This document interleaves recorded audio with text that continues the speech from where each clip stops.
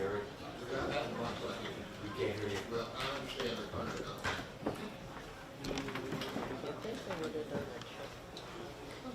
Audio people, is it on there? We're having technical difficulties. Be an old-fashioned bar.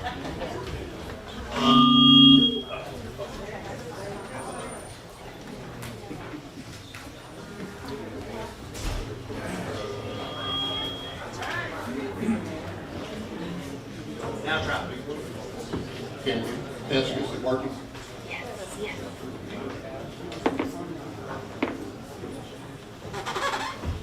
Try speaking. Test, test, test. Test, test, test. I'm getting an echo now. Okay, are we good? Somebody at the back say it? Okay. I'll start over.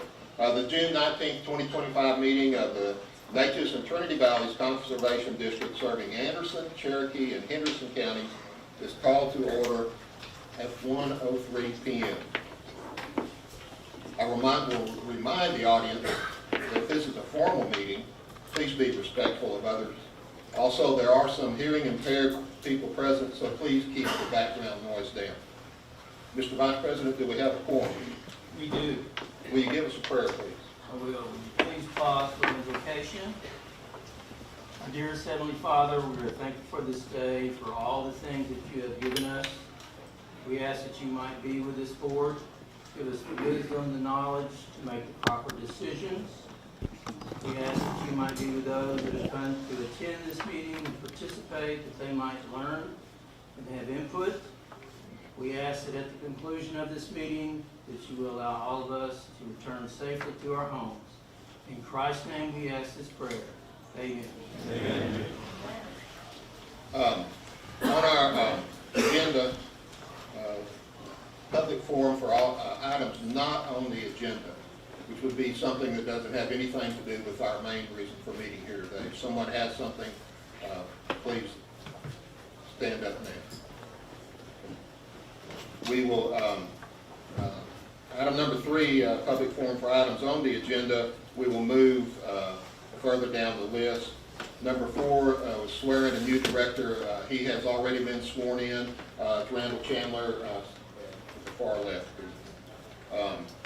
Number 5, consent items. We need to discuss and approve the minutes for the May 15, 2025 meeting and approve payment of the bills for July 1st through July 31st, 2025. Sir.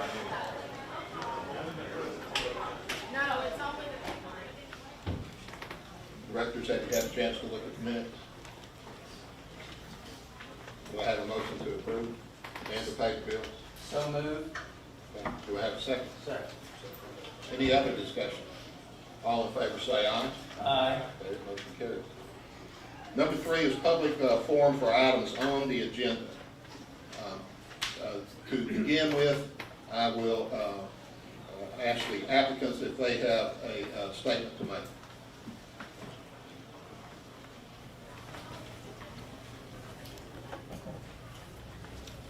Good afternoon, Mr. Morrow. Can everybody hear me? Yes. Thank you. Mr. President, members of the board, my name is Ed McCarthy. I am counsel for the 2 applicants, Pine Bliss and Red Town Ranch, this afternoon. Looking forward to hearing the public comment. If you don't mind, I would like to turn around and address the audience here. I apologize for turning my back to you. Good afternoon, everybody. I want to thank you all for being here.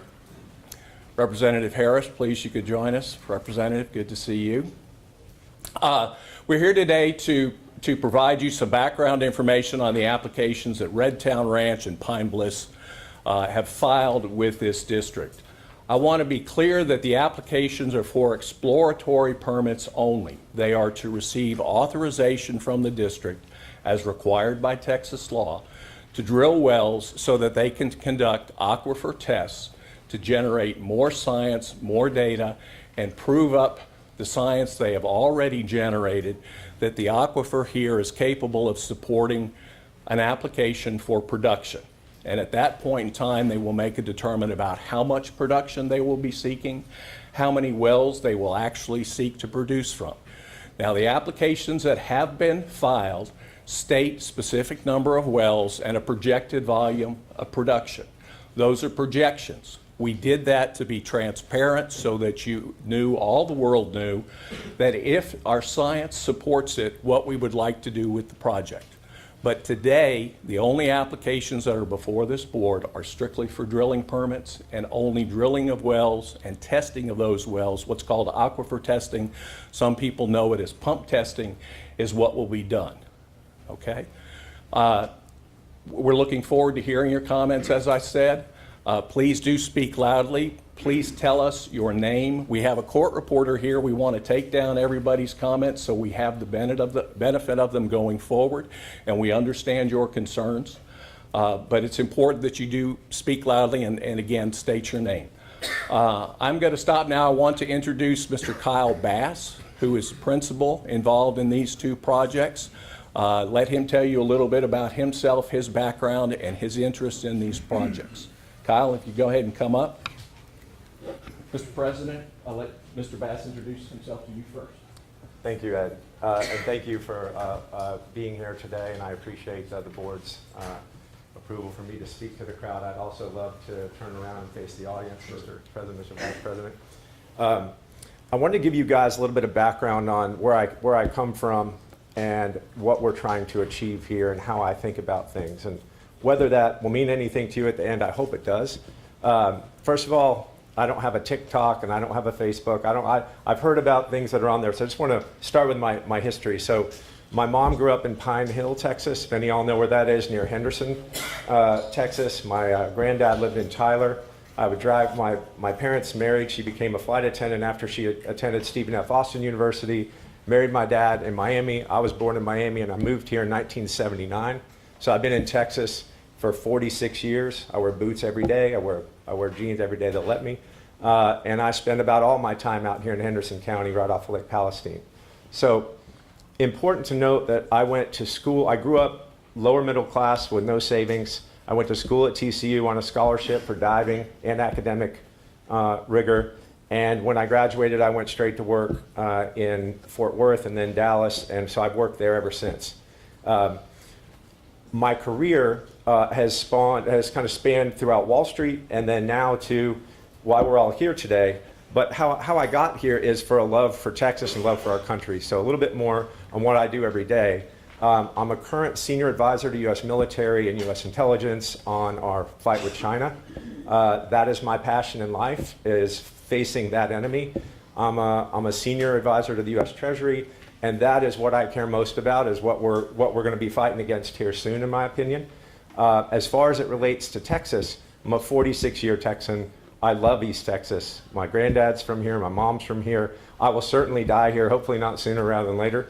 And I'll be buried out at that ranch. And so when I look at the problems, when I look at where our state is today, our state, I'm going to just give you a quick view of how I see it. Our state is growing. We're the fastest growing sovereign entity in the world. Nothing's growing faster than the state of Texas. The state of Texas's main problems are power and water. And as you saw, the governor made water a legislative priority in this legislative session. So the state of Texas uses today 17.5 million acre feet of water per year. And many of us think in gallons. It's still hard for me to think in acre feet. The amount of water that comprises 1 acre foot is the amount of water it would take to cover one of your acres with 1 foot of water. 326,000 gallons. So the state uses 17.5 million acre feet. 2.5 million of that is reuse, 15 million of it is split pretty evenly between groundwater and surface water. Well, all the surface water and all the groundwater is allocated. It's already being used. So if you read the state demographic, you read the state water plan. On the state water plan, which was filed in 2022, the demographer for the state says the state's going to grow 73% between 2020 and 2070. And then in the next paragraph, it says, but water use is going to grow 9%. And I said, well, I must be some dumb Wall Street guy. How can the state grow 73 and water only grow 9? I start calling around. I reread the report. It's a 550-page report. And the people tell me, well, we hope there's some technology that comes about. That's it? All right. May I have 30 more seconds? 30 more seconds? I'll cut to the chase. 30 seconds. Okay. If we produce what we're asking to produce, in Anderson County, we're asking for 30,000 acre feet. The state, at the State Water Development Board, says there's 170 million acre feet in Anderson County in the aquifer. I'm asking for less than 1/10 of 1% of the water. And same in Henderson County. 15,000 acre feet. The state says there's 66 million acre feet there. So 15,000 over 66 million, 30,000 over 170 million. So whatever you've been reading about us trying to take all the water and going to leave the whole area out of water, I would never do that. We are doing things that are responsible by law Okay. and by science. Sir, your time. I appreciate it. Thank you. Thank you. Okay, we have a number of people who have registered to speak. A couple of things. Are you ready to go now?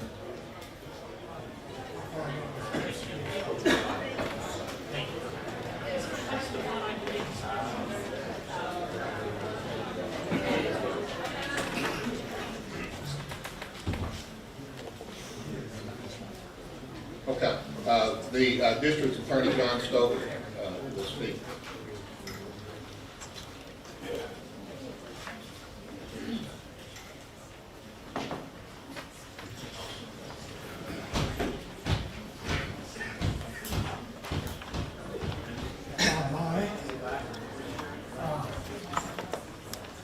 Which looks well, which way I'm pointed. Please face the audience. But I wanted to address the procedures that are mandated. Who's on the podium? Looks like it. Am I not coming through? How can they figure out how to use it? That's my microphone. Put it on the podium. The one's right there in the middle that he's talking to. You need to talk. That's a media Yeah. microphone. Oh, that. This one and this one? No, it's in the middle of the Yeah, podium. that thing is, yeah, so he Okay. doesn't need to hold it up, just stand in front of it. The law mandates the procedure that you have to follow in going forward with these applications. It's not a matter of whether you like them, or you dislike them, or you think they're good policy or they're bad policy. They have to be based upon the law and scientific evidence. The applicant has already done 2 versions of a hydrology report, or reports, plural. As you can imagine, to determine how much groundwater you can pump from a single place is an extremely complicated process. And so there has to be a proceeding in which those expert opinions are presented, considered, analyzed, criticized, and at some point an opinion formed as to whether or not they support the applications as filed. The Water Code, Texas Water Code, provides that there are 3 options available for the board here. One, they can hear all this themselves as a quorum. Secondly, they can hire an experienced person to be what's called a hearings examiner that will hear it all, hear all the argument, the testimony, the reports, and make a summary to be considered by the board. The third way is for this board to enter into a contract with the State Office of Administrative Hearings. It is a state agency headquartered in Austin that was created, I guess, back in the 80s to hear matters like this. But it started out for hearing matters for the Texas Commission on Environmental Quality, for the Public Utility Commission, and for a number of other agencies who all had their separate hearing staff. So by moving them out of the agencies, it was believed that that would present a more objective forum to hear the matters. So what happens there is a administrative law judge would be appointed who would convene a hearing, and this board gets to say where that hearing takes place and consider the preliminary matters that have to be considered, most important of which is naming the parties to the process. It's called a contested case hearing. And of course, the applicant would be a party, the district would be a party, and then those persons who are affected, and that's a legal term. It means that granting the application would affect you, your property, or your rights, provided you're, well, it doesn't include people that are affected as members of the general public. So after the ALJ hears the evidence, the argument, the process there, they prepare a summary. It's called a proposal for decision. And it summarizes it and makes a recommendation back to this board. At which point, the board will convene to consider it and make their decision as to the applications.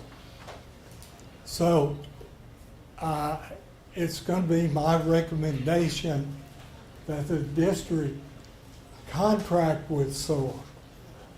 It's, I think, the most economical way, particularly since the applicant who's requested this has to pay for it. So I hadn't looked at the calendar, how that's supposed to proceed, but I can assure you that it will be more expeditious than having us, I'm part of the district here, go forward with it. SOA are professionals who are used to this sort of thing. They've heard similar groundwater cases, and so they have the background in it. But I won't go back to my first comment. I got a question for you. Just a minute.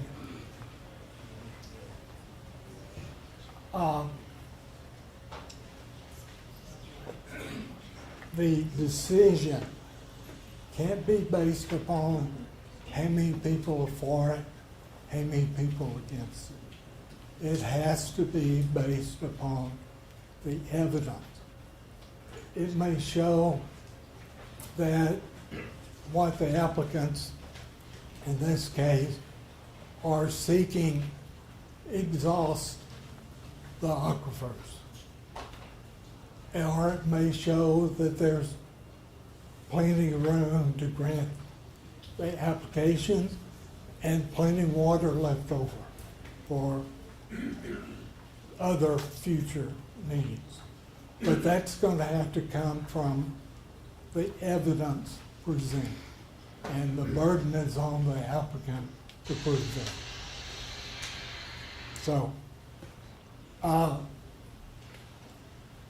y'all have the final decision on this. Regardless, I'm sorry, you're out of order.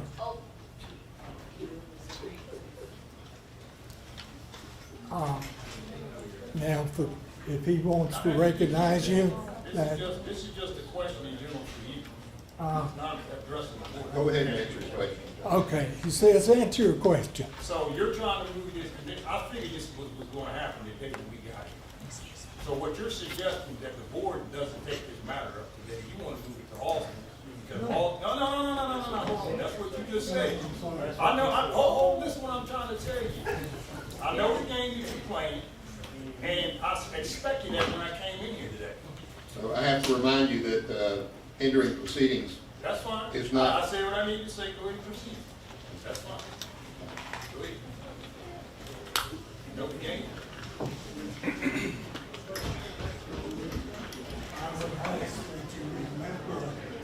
We cannot hear the microphone.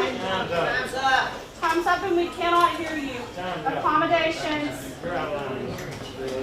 Okay, we will adjourn this part of the hearing and then move to public speaking. I have a list of people that have signed that want to speak, and I'll start at the top of the list and work my way down.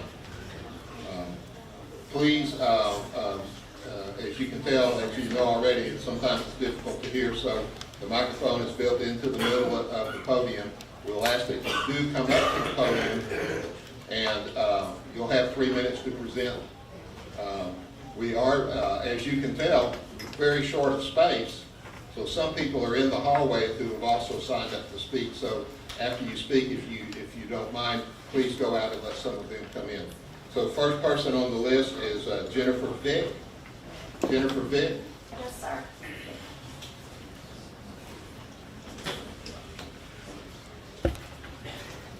Good afternoon, gentlemen and ladies. My name is Jennifer Murphy Vick. I am a 7th generation New Summerfield resident. I'm an 8th generation Texan from Cherokee County. This is unheard of. Y'all need to be the ones that hear this, not Austin. We know what Austin is going to do. They want to take our water. Lake Columbia was part of this. In the beginning, Lake Columbia has not happened, so now this is how we're proceeding. This is wrong. I have a 500-foot well on my property in New Summerfield within the city limits. It has already dropped 150 meters in the past 3 years. I know that there are other people that have wells that are not that long. My well was dug in 1847 initially. There are other people that only have 100-foot or 75-foot wells because that's standard. If this goes through, we will not have water to survive here.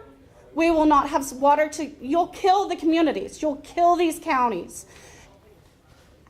Please hear this yourself. Do not send this to Austin. Do not send this to someone else. Y'all are from here. This will affect you as well. It does not affect the people in Austin other than they can make money off of it. Thank you, sir.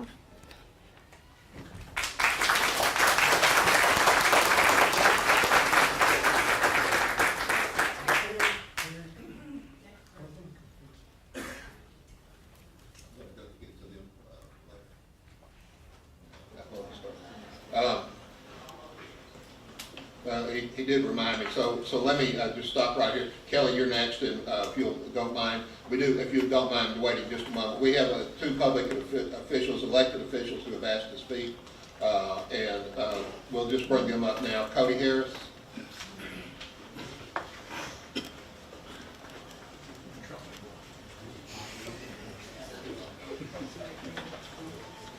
Thank you, Mr. President and the board. I won't take much time. Groundwater is one of the most precious resources that the state of Texas has, but it's not the state of Texas that has groundwater. It's local property owners, as you well know. And in order to protect that, the legislature created groundwater conservation districts. And so when you consider whether or not you have the ability to deny this application, I want you to keep at the front of your mind that your first responsibility is to protect groundwater. That's why you were created. And so it's not lost on me. I do not think that it is pure coincidence that the applicant waited until after bill filing, after the legislative session, to make this an issue.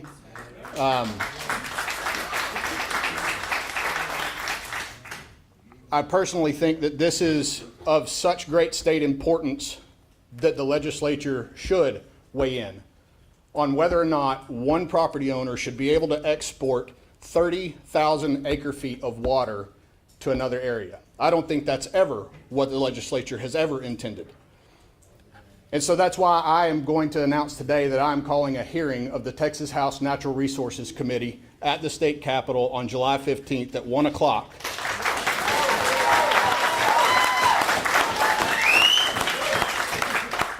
To hold an investigative hearing into this particular subject to determine what are the factors involved, what are the timelines, why did they wait to do it until after the legislature adjourned sine die. And I'm joined today by State Representative Trent Ashby, who is also on Natural Resources Committee. And for those who don't know, Natural Resources, that is the committee that has full jurisdiction over water, both surface, groundwater, everything. And so I fully intend to use the entire weight of my office to protect the groundwater of East Texas and the weight of the committee, and look forward to doing that. And thank you guys for your service. I know you have a volunteer position that is particularly not easy right now. So thank you for being willing to serve the people of our community. With that, thank you.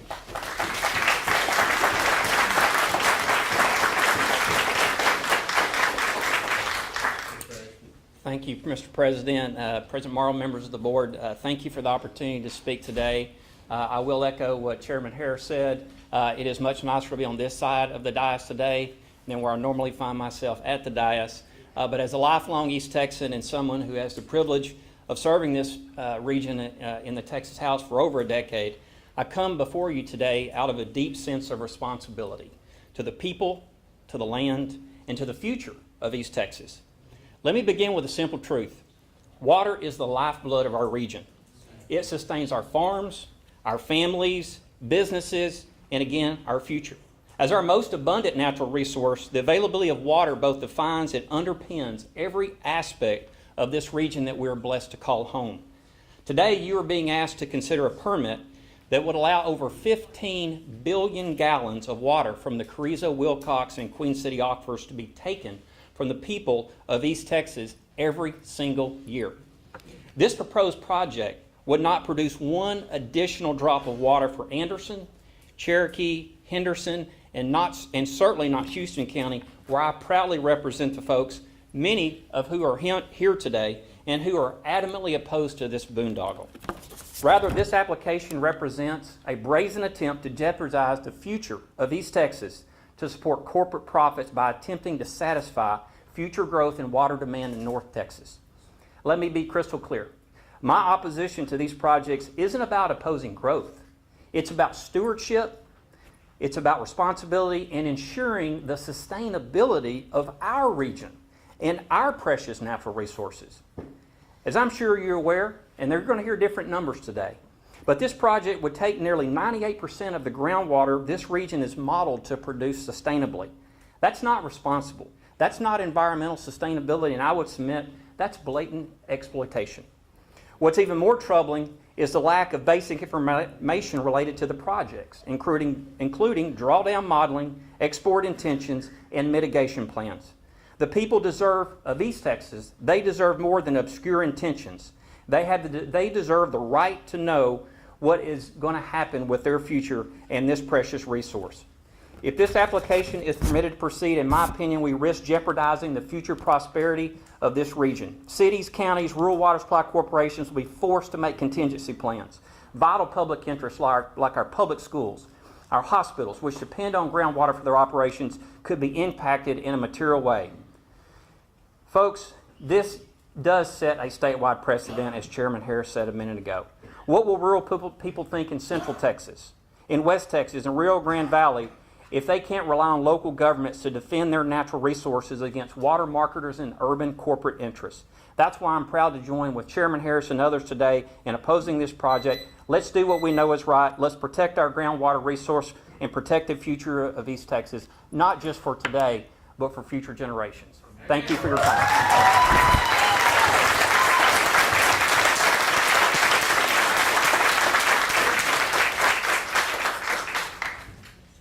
Kelly Traylor.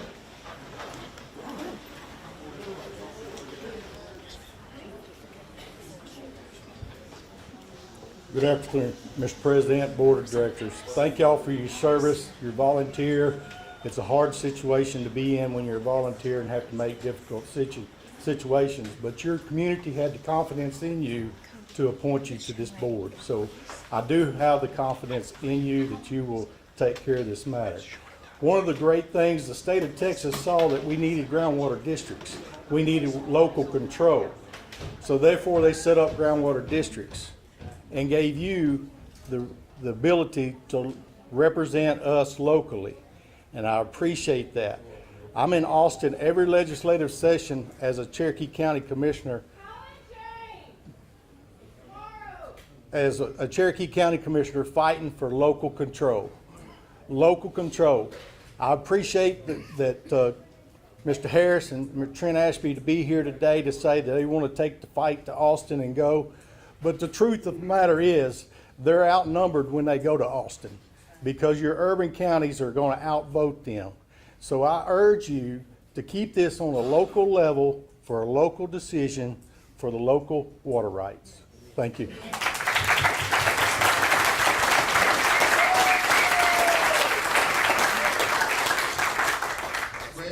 That's me, yes, sir. I'm sorry, I was standing by. Okay. I'm the Anderson County Commissioner, Precinct 1, and I mean, y'all, I thought I had the worst job in the world, but it's yours. I know. Y'all got a lot of weight on your plate. Just giving you an introduction to my constituents, you know, I represent 25% of them basically down there. I have thousands of them, they're just uproared. But our whole big challenge is we got 82% of our revenues generated in Anderson County is ag-related, whether if it's, you know, through agriculture or through timber. And we feel, and everything is based on projections right now, we've depleted our water aquifer at this point, you know, somewhat, you know, not significant, but it's struggling.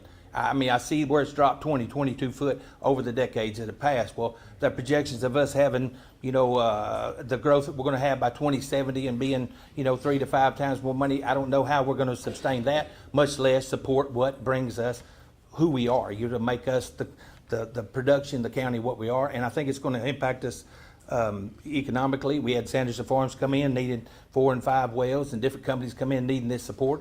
And if we have to limit them, then it's going to cut that equal opportunity, or the opportunity for our economic growth. So today, you know, I just want to express that my constituents are concerned and would like to y'all consider that you would give us some time on this. I think everybody in this room found out about this about 3 weeks ago max. Some of them the last 10 or 12 days, and we could have some more time to restructure, to see what approach we could take, you know, legal approach, what we have, to be able to maybe see more of this hydraulic studies and the projections, what they are. I think God controls the majority of the projections that go on, whether we get in droughts or have 84 inches of rain like we did last year, and how fast it's going to replenish our aquifers. So there's just a lot of challenges, a lot of unanswered questions, and I just would like for, if y'all would consider today to give us more time, I would appreciate y'all. Thank y'all very much for what you do.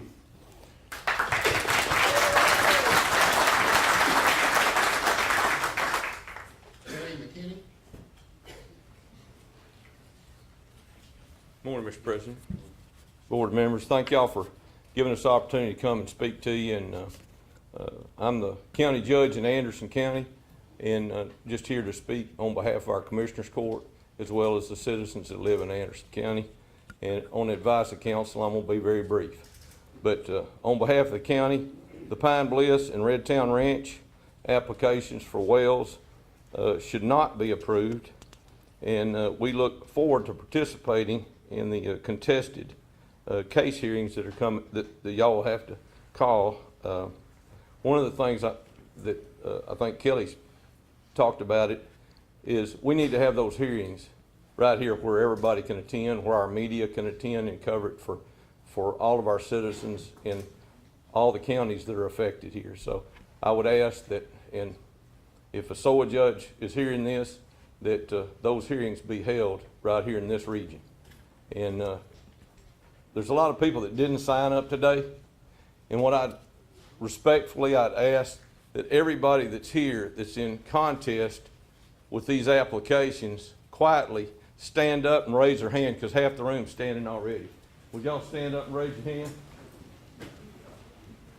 Okay. I just thought we needed to ask that question, okay? But that's all I have, and I know y'all got some important decisions to make here in the future, but as our state reps have indicated, we need to protect our natural resources. But thank y'all, okay?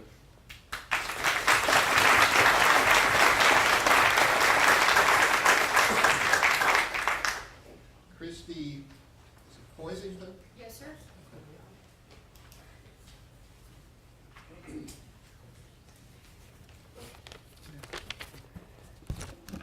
Thank you, sir, for the opportunity to speak today. Never has robbing Peter to pay Paul been a successful practice in life or in business. To lay out the manner in which we all, to include water companies and counties, were notified of the proposal, I discovered a small blurb in the Facebook Marketplace 2 Fridays ago. My county judge heard randomly 2 days after at church. So you see, in a 2.5 weeks period, the race was on to not only validate the anonymous marketplace paragraph, but a small article in the local newspaper. Only a few purchased these days. As you can only imagine, once you learn indirectly that your livelihood and everything that you've worked hard for is now at stake, panic sets in. I grew up in Palestine, and my grandparents lived in Elkhart since 1950s. I purchased my modest 2.5 acres in Elkhart 6 years ago after retiring from TDCJ. I chose a remote piece of to be opposite of what I had seen at the prison 27 years, day in and day out. I had my home built and wanted to relax and someday die here, and that is my passion in life. Me paying $2,500 for a water meter was hefty for me, but it's necessary to secure my retired life, walking my dogs and riding my bicycle. Little did I know a random Dallas company purchased land also, but with a different intent.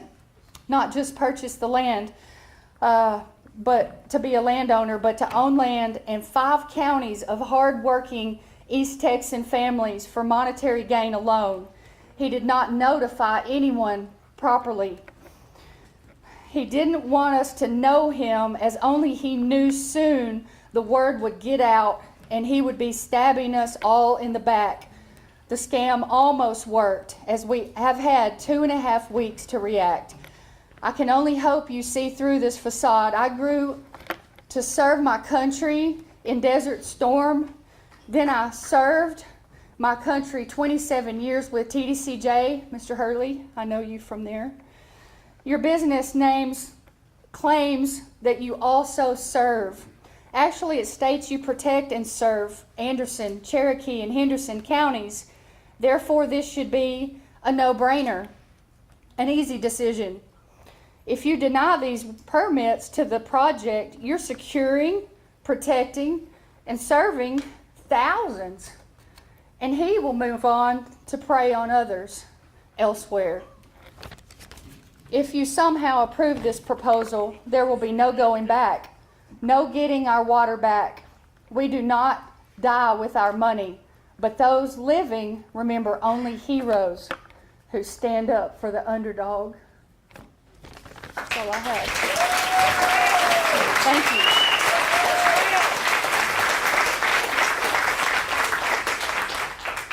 Stacy Reese.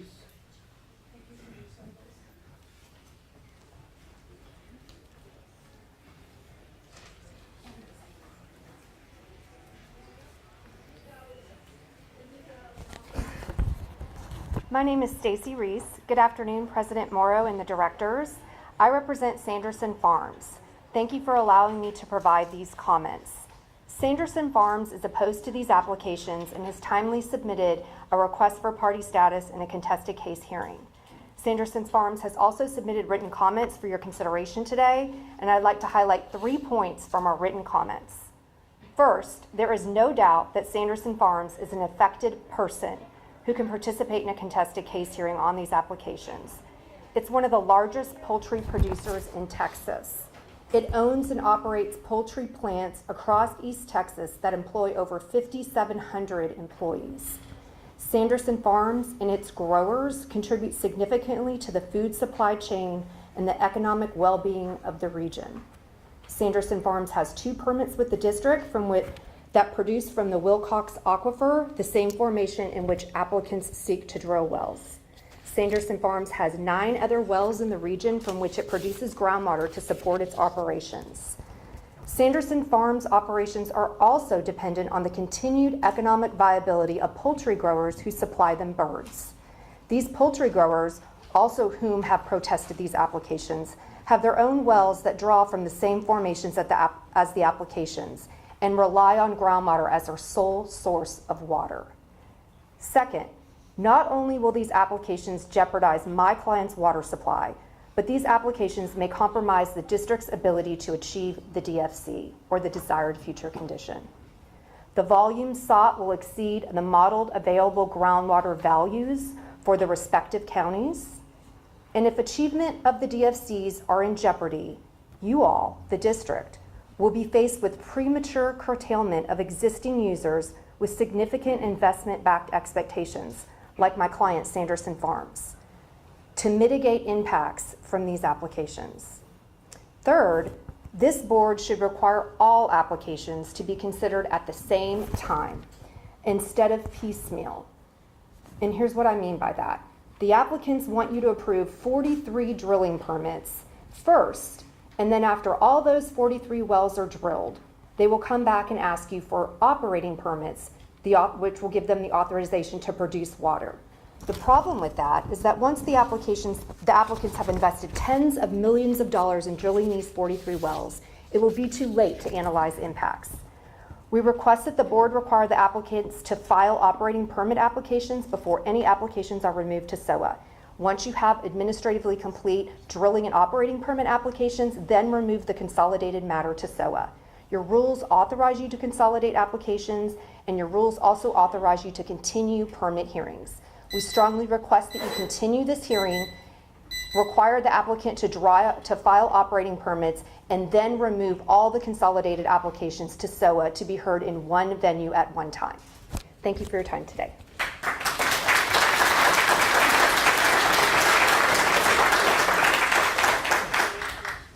Clayton Bailey. Clayton Bailey.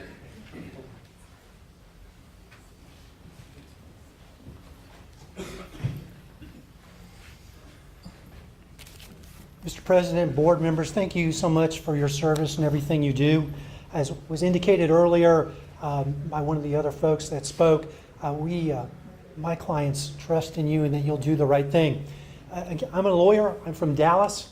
I represent 45 ranchers and farmers who have filed oppositions to the applications that are before you. My folks are Anderson and Cherokee and Henderson County, but also from some surrounding areas too. This gentleman right here is one of the folks that has filed an opposition. He's a chicken grower from Anderson County. This is Mr. Nguyen.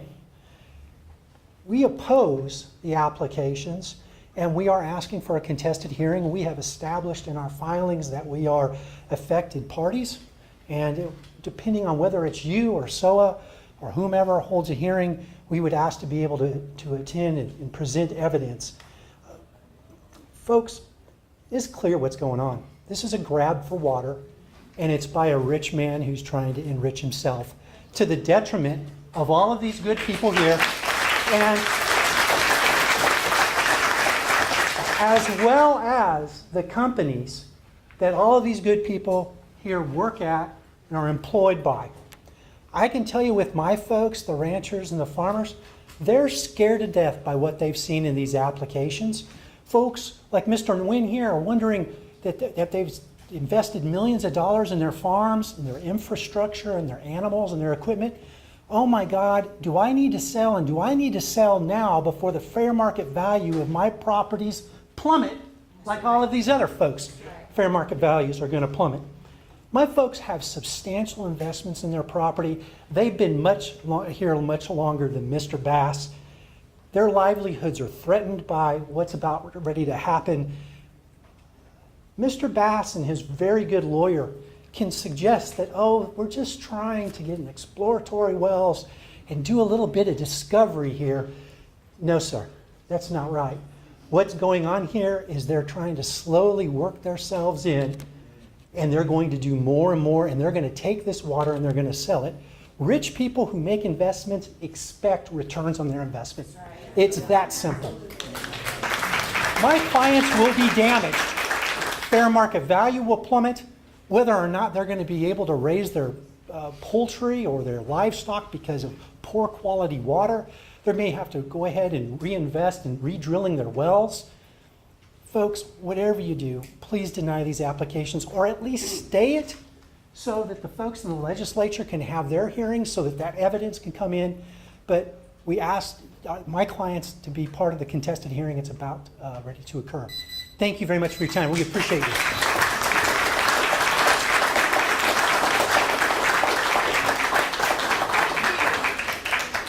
Melissa Meadow.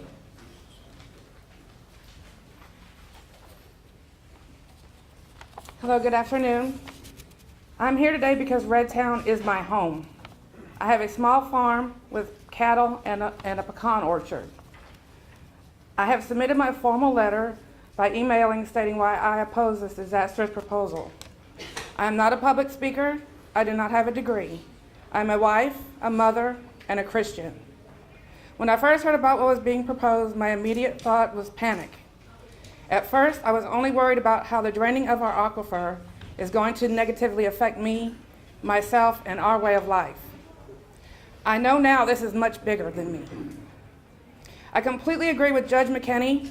God is in this.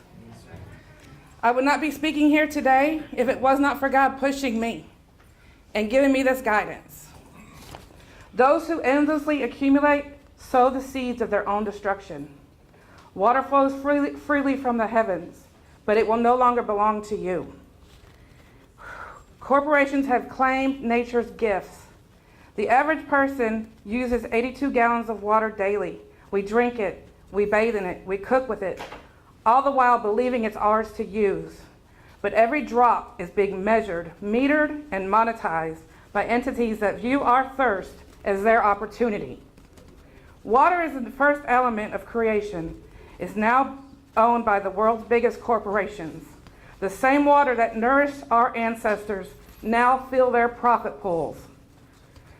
They have privatized what falls freely from the sky. What once was common is now a commodity. What once was a birthright is now is now scarce. In 34 states, corporations own the rights to rainwater. In state after state, community after community, home after home, the patterns repeat with mechanical precision, controlling the tap to our very existence. Corporate extraction deletes aquifers 3 times faster than nature can replenish. Today's water barons joined river to river, well to well, until all their water flows through their meters. Their thirst for profit can never be quenched. Water symbolizes life itself, flowing freely for all creatures. Now, a precious element being made commercial. The water that sustains your body is being priced. A true conservationist would not be depleting our life sources of billions of gallons of water to offer profit and power and wealth. This needs to be stopped now. I pray the council will take the action necessary to stop the intended proposal of Pine Bliss and Redtown Ranch, LLC.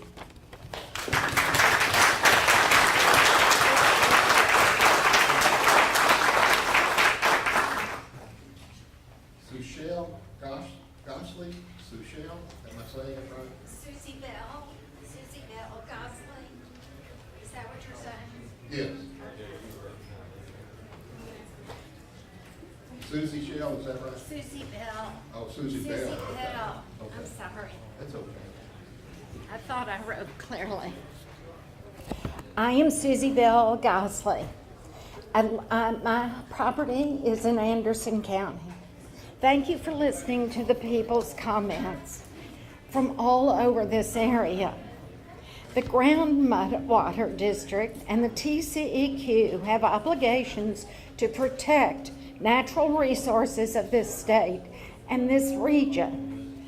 How can you be assured that this number of wells and the amount of drawdown on this water won't affect water flows of creeks and streams and the ability of the Carrizo Wilcox to recharge and resupply itself?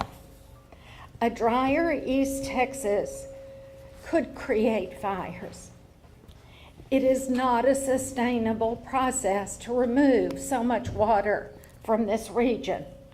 Each water district should maintain their own water practices and best practices. We did not hear where this water is going. That was not mentioned. But there's lots of rumors going around. This process used by the Neches Trinity Valley Groundwater District is not following the best democratic principles to inform the public.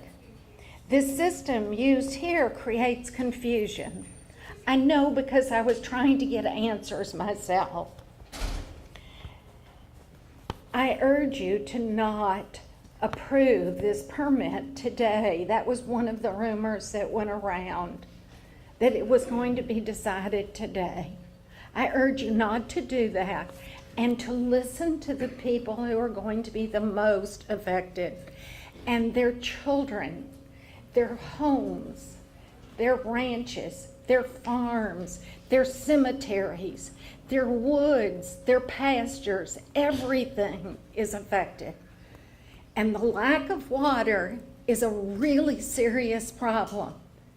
You are making a serious decision. So please listen to the people who are most affected. Sometimes data is accurate, but sometimes the science is wrong. And you cannot guarantee what is going to be happening with climate change through the next 20, 40, 60, 100 years. It's impossible. We are only, as someone used the word, projections, using projections, estimations. Please consider the good of the people and the future families of this area. Thank you.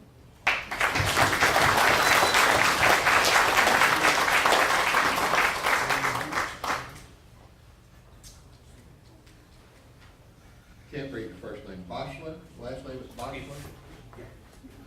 Dan? Dan, okay.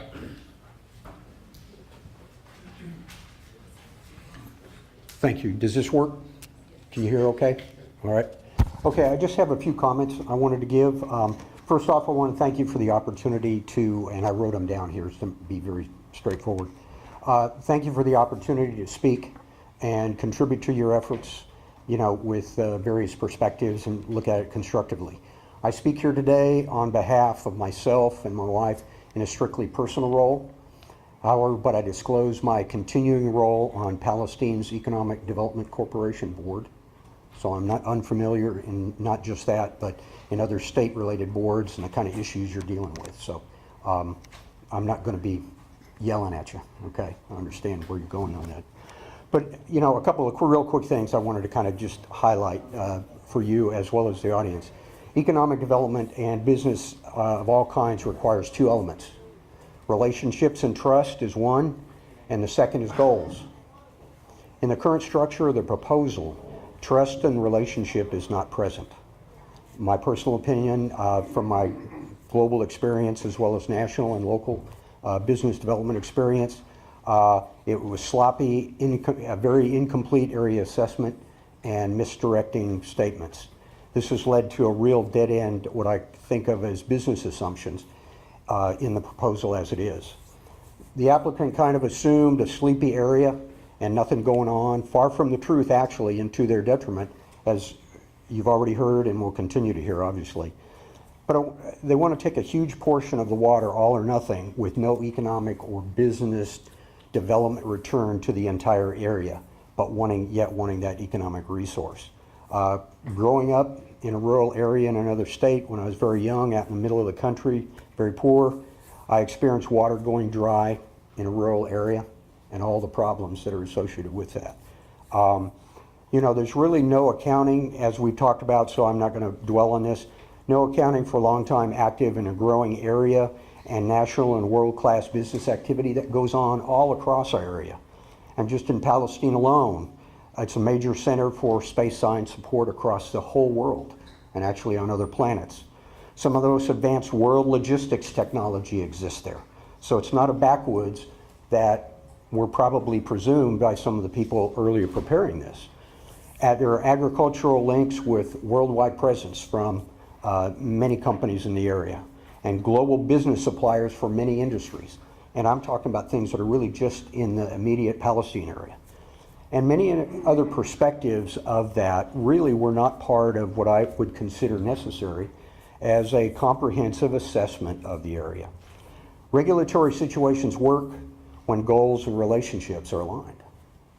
Otherwise, it's a mess for everyone and propagates in an undesirable way. I'll finish in just a second, if I may.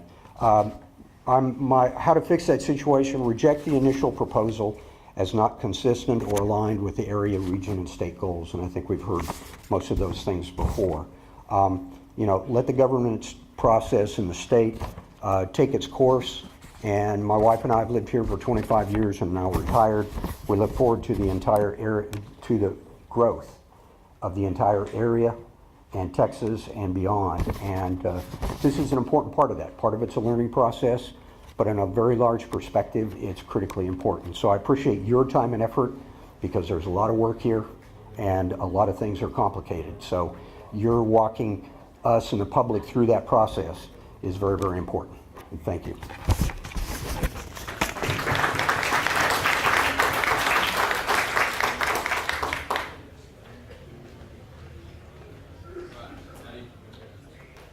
Sorry, I'm trying, handwriting, I can't read. I think it's Wendell Whitehead.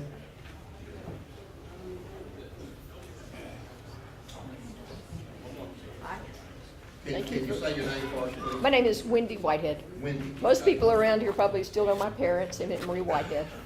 They had the newspaper in Rusk. And they loved East Texas, they loved Rusk, and they always did everything they could. My dad was in the House of Representatives. My parents loved Rusk, and they did everything they could to protect Rusk, and they probably knew each and every one of you guys. And I love Rusk too, to my bone. And I talked with my niece, who's a specialist in groundwater, and she looked at this and she said, you know, the issues and notices are enough just to disqualify this because they didn't do it appropriately with latitude and longitude. She said, according to Rule 5.6, they were supposed to do exact correct filing, and they did not do that. And so I have a copy of this if y'all would like to see it. I'll leave it with you when I'm done. When you look at it, the Red Town Ranch Holdings, what they're requesting is $33,132.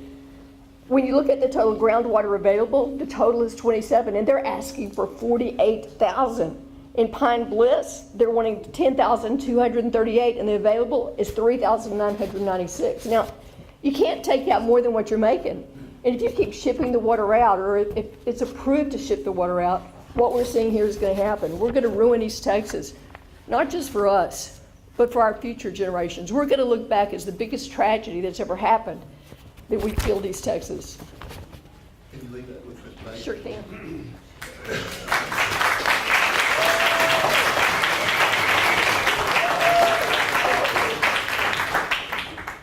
Johnny, or Joanne Parker? Johnny. I'll take Joanne. Ladies and gentlemen, thank you for the board today allowing us to come in, community, Mr. Bass himself. basically what this is boiling down to is it's a blame game. And it's nothing new to me. I'm in the business of water. There's no, everybody that knows me, I've got involved with this. I got a phone call from Anderson County. And they'd asked for some help in the matter and so forth and so on. So I got involved with it, but come to find out, it was like, there's been a lot of underhanded things done with this matter. I think if the board would have handled this in a different direction, if Mr. Bass would have came and did some more stuff in the community and brought it to the attention to the people the way it needed to be addressed, we may not be sitting here today. But just moving forward, I guess it was the district council or whoever it was, made a comment right off the back about, let's move this to Austin. I already suspected that when I came in here today. And like I said, again, it's no secret. I'm in the water business, so I'm well abreast of what goes on and so forth and so on in the industry. And I feel as though it could have been handled in a much different direction. And I think as you all sitting on the water board here for these 3 or 4 counties that's directly involved with this matter, you all have a dual obligation and a responsibility to serve all of these residents, no matter what community and where they're in East Texas. It's your job to sit here and to represent your communities. These guys and these commissioners and these judges and stuff, they're appointed to you these positions. So you can be appointed, you can be removed as well. So what I'm asking you all to do, as not just a favor to myself, but everyone here and everyone outside and everybody that's hearing this conversation today, do your job. It's not Mr. Bass's fault that he's in the position he's in. It starts with the lawmakers. It starts in Austin. And for the people that don't know, if this gets to Austin, you're in for a real fight. So with Mr. Bass being here today as well, I wasn't expecting him to be here today. So that was kind of my hats off to you for coming. So I'm not saying that just to be saying that. I'm looking at it as a fair field and a playing game, because this is what this is about. We can't stop this man from taking water. But what we can do is come to some kind of middle ground to find out what's going to be reasonable for him to do what he wants to do until the laws are changed in Austin. That's where the battle is. It's not here on our home front. But as you guys, as the board and representing these communities, you have a dual obligation to protect each and every one of these residents, each and one of these citizens in East Texas. Not just in East Texas, but all of Texas. So if you all can understand that and get it through your thick heads that this is the way it needs to happen, then that's what needs to be done. And I'm gonna shoot it and I'll shoot it from the hip. I have no fear in my game. I can go home and lay my head down every night knowing I did what I was supposed to do. I don't look over my shoulders. I don't watch around the corners. I don't do any of that. And I know one of your board members removed himself last week because he was involved with Mr. Bass. That's not a secret. But you all have a chance to do right. And that's what needs to be done.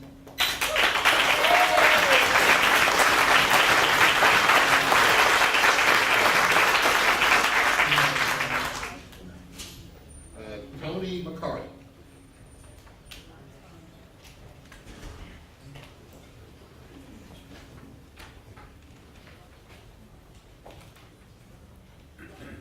My name is Tony McCarty. I'm the groundwater operator for the Nature's Water Supply, where the recorder well is located.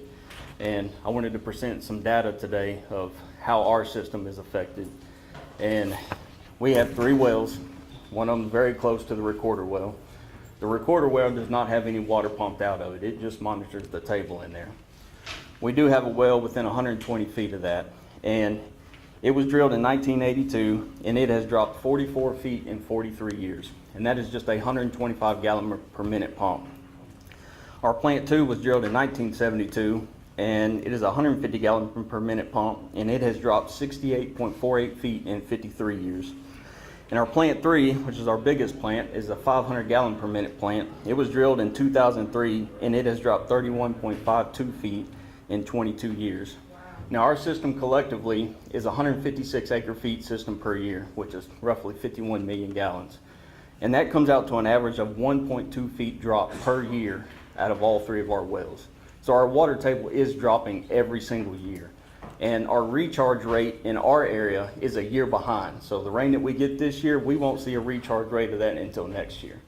And so with that being said, with water systems not having enough grant money and enough funding, it will create a very huge financial burden on the system ourselves and our customers, because without tax revenue or anything like that, we have to push that cost onto the customers, because we have to pump water from now into eternity according to TCEQ. At the projection rates that they have showed, one can only assume that they would be a wholesaler. And if the aquifer dries up so bad, they just shut the wells off and walk away, and we don't get that opportunity. We have to produce water no matter what. And so we ask that you deny these applications, and we also ask that you adopt some newer policies that will push these types of applications out to the rural water systems in the affected areas so that we can better prepare for what may be coming down the pipeline. Thank you.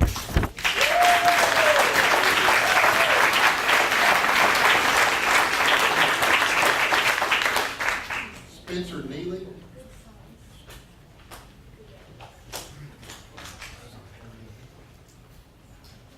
Start my time.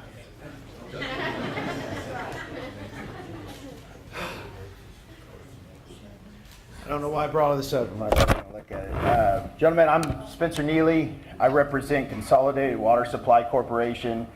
I have the privilege of doing so. Consolidated serves over 5,200 retail customers within the Walker, Anderson, and Houston County areas. They've got 12 wells, 3 of them that serve over 1,200 people that are right next to this property that would directly affect Consolidated's interests. And with the magnitude of these wells, without any specific use type or volume per use type, Consolidated's deeply concerned because the people that we serve are good people, some of the best people I've ever met.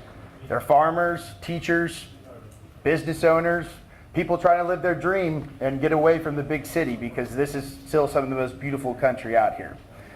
And now, the biggest concern is, I heard what Mr. Bass said, but having a blanket beneficial use doesn't really sit right with me because in an application of registration to do business in Texas, they went out of their way to say to own and operate ranch land.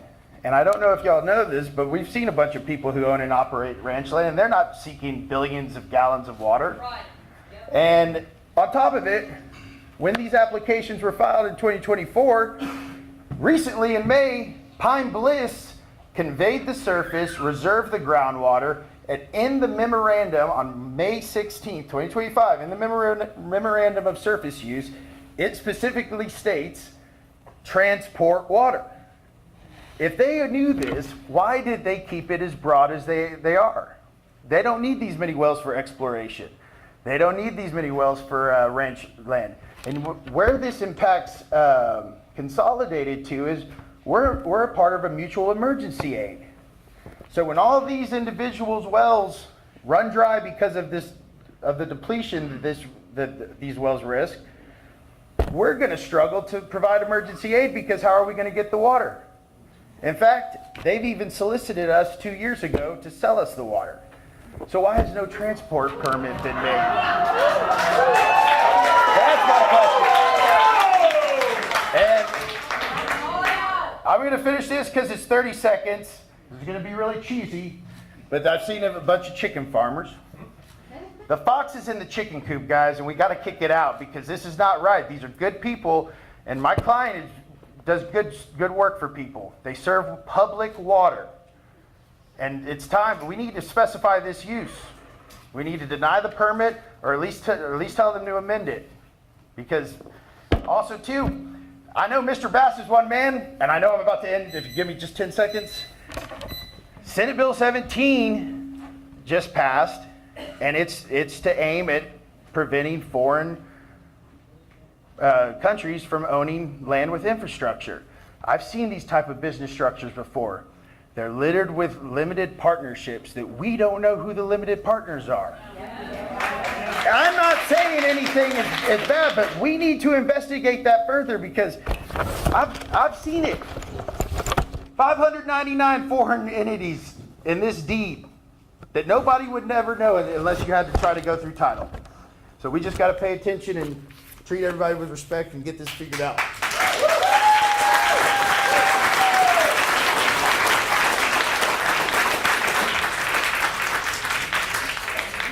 Mark Calicut.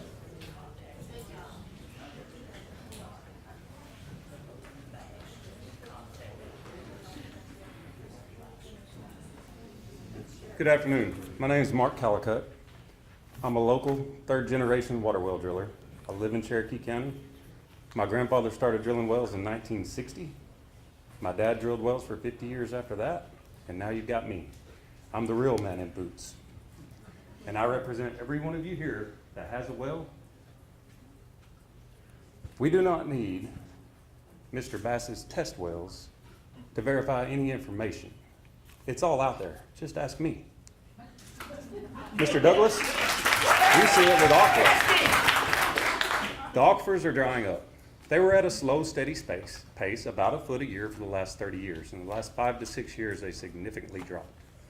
I've had multiple customers with wells just west of Jacksonville that their 400 and 500 foot wells have gone completely dry.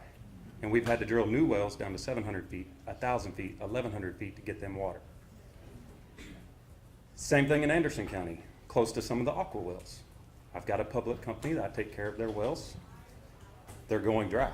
They were drilled in 1978, they were drilled in 1988. They have 35 and 45 gallon per minute pumps in them, and the water levels have dropped 200 feet. We cannot sustain what is being proposed. I understand science, I have a degree in science. I understand hypothesis and testing, but there's nothing better than real world results, and I see them every day. And nobody has asked me about them. I'd be happy to take you around and show you some of these wells that have gone dry, that have had to be plugged, that water levels are dropping. The 2 wells in Anderson County that are dropping, that have dropped 200 feet, that community's been on water restrictions for 2 years, waiting on new wells to get drilled because they don't have any water. I'd also like to discuss the lack of transparency of this issue from the board over the last year. This has been going on for a year. It's been in talks, it's been in discussions. I had to hear about this from a groundwater district manager from another groundwater district, not even my own local one that I live in. And it had already been going on for months at that point. And then while it continued to go on, the man that's going to drill the wells was sitting on the board. And him and Mr. Bass have done business in the past. When Mr. Bass owned Barefoot Ranch in LaRue, they drilled private high-capacity irrigation wells and an intricate pipeline and disguised it under farm irrigation wells and farm pipelines. But it was his own mini test of what was to come, and now we see what's coming. I understand the rules. I understand the state rules. I understand rule of capture. But you also have a job as the groundwater district to not allow permits, operating permits, or transport water out of our district unless it's for beneficial use. And it does not benefit our district whatsoever. Thank you.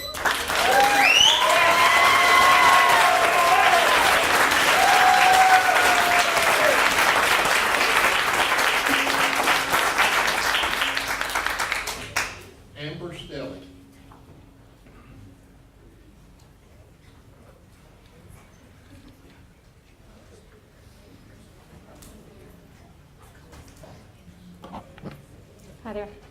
That didn't work. So just speak, Just talk okay. down to the- Okay, great. Can you hear me okay? Okay, thank you. I'd like to thank you all. I'd like to acknowledge the staff of the district for answering many of our questions. So on behalf of Amber Stelly, thank you. I'd like to mention the General Manager for Consolidated Water Supply Corporation. You heard from our attorney. I'm speaking on behalf of myself as a private member, and I'd like to express, I'm not sure if this was said before I entered the room, but I'm here to ask this board to really exercise your right to choose venue when this goes to contested case hearings, which I understand it's probably going to. So I'm asking you to please make sure that these hearings are accessible to your affected parties in this room, Lufkin or Tyler.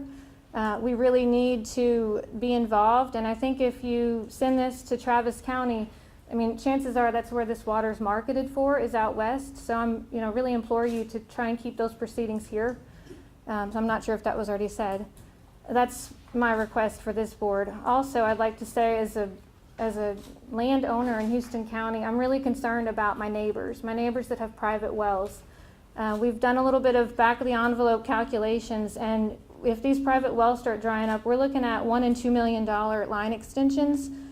that they would have to pay for to get water from us, which is unreasonable, which means they're going to be hiring the man before me to drill them new $40,000 wells. So I'm begging you to please think about those private wells in the area that are not going to survive this. I'd also please implore you to research Vista Ridge, the Vista Ridge project, which is west of here. This project started pumping, it's a big well field, it started pumping back in 2020, and it started withdrawing 50,000 acre feet per year, which is very similar to the combined volumes that this applicant's asking for.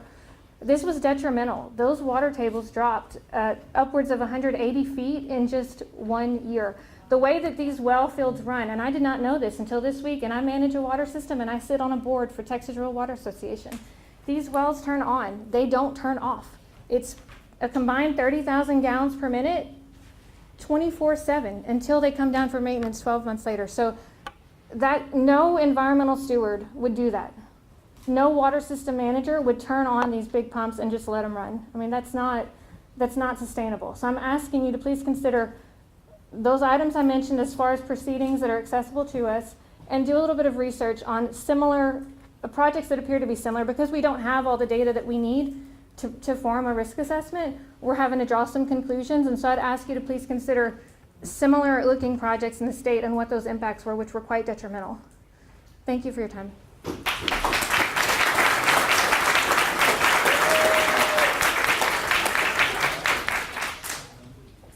Ernie, is it Burnett? Burns. Burns?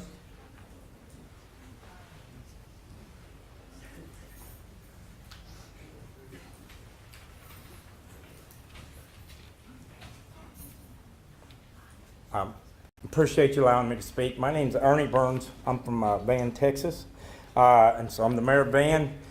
Of course, I'm against this. Our aquifer is already dropping, and so with it already dropping, I mean, I sit here and I listen to the water well drillers talk about how our aquifer is dropping, and you guys, one of your statements is it's part of conservatism. Well, this isn't conservative to take our water from us and send it out of this town, out of our counties and stuff. Now, I listen to Mr. Bass here, and I appreciate you being here, but I listen to you say you're going to take 1/10, okay? How do we know that that is 1/10?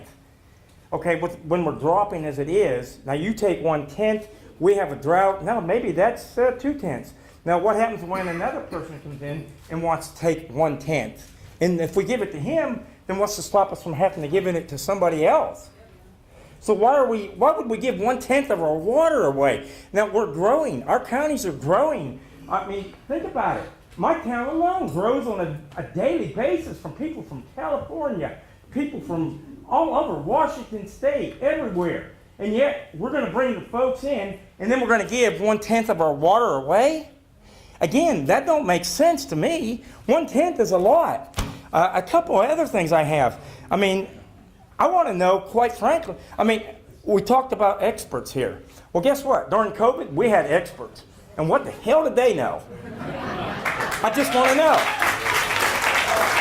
I mean, so how do we know that we're going to have enough water down in that aquifer when we're 50 years from now, 100 years from now? We got to think about our kids, our grandkids, generations to come, like generations previous to us did.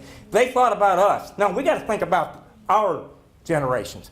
Now, I know one board member up here quit recently, 3 days ago. So I don't run, the mayor of Van City Council. And you know what? We have to take applications, we go over the applications, and we try to let people apply and see who's going to be on the board. So how do you make a decision in 3 days that you're going to swear somebody in on the board? I'm just asking. And I'm not saying anything underhanded's being done. I just want to know how you do that. I mean, what do we know about the people that are on the board? And boom, they're in. So how do we know you're not stacking the board? I mean, we just don't. And I'm not saying you are. I truly am not. I'm not saying anything here is being underhanded. But I'm going to say this. This is really unorganized. You allow 100 people in here to see what's going on, knowing that you're going to probably have 500 here. This should have been moved to a different venue. You make us stand out there in that hall for 3 hours people that are senior citizens in wheelchairs and everything else, and you have us standing there. People, I'm telling you, I can't believe people didn't fall out. And then when you sign people in, you say, well, get in the line over here and sign in. Then when you sign in, you say, now, get out of the line. Where do you go? I mean, think about it. Why didn't you let the people that were signing in come in?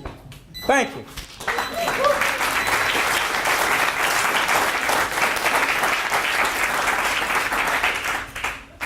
Janice Dawson. Thank you very much for letting me speak here today. My mom moved here about 30 years ago, and she moved here to retire. She became a teacher at Natchez High School, and they bought some raw land. They have improved that land over the 30 years and have worked so hard at it. And just 2 months ago, she spent $30,000 to be able to drill her well. She was on a community well service, and that was a fiasco. It was fight after fight after fight, and it even caused one of her heart attacks. Spending $30,000, and I realize Mr. Bass is talking about 0.1%, and that's what we're here today for, to ask you to not approve. We don't want it to even get started, because if it does, we know where it's going. My mom and stepdad have worked so hard to improve their land, and I know you're just hearing one more little individual story, but it affects people like that. It affects not only farmers, businesses, it affects all of us. Please don't approve this and get something started that we don't want to get started. Thank you for your time.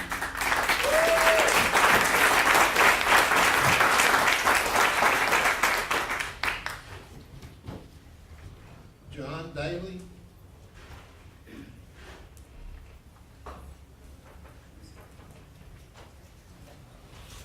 Thank you. I'm Bayless Daly. I'm representing the city of Grapeland, city councilman right now for them.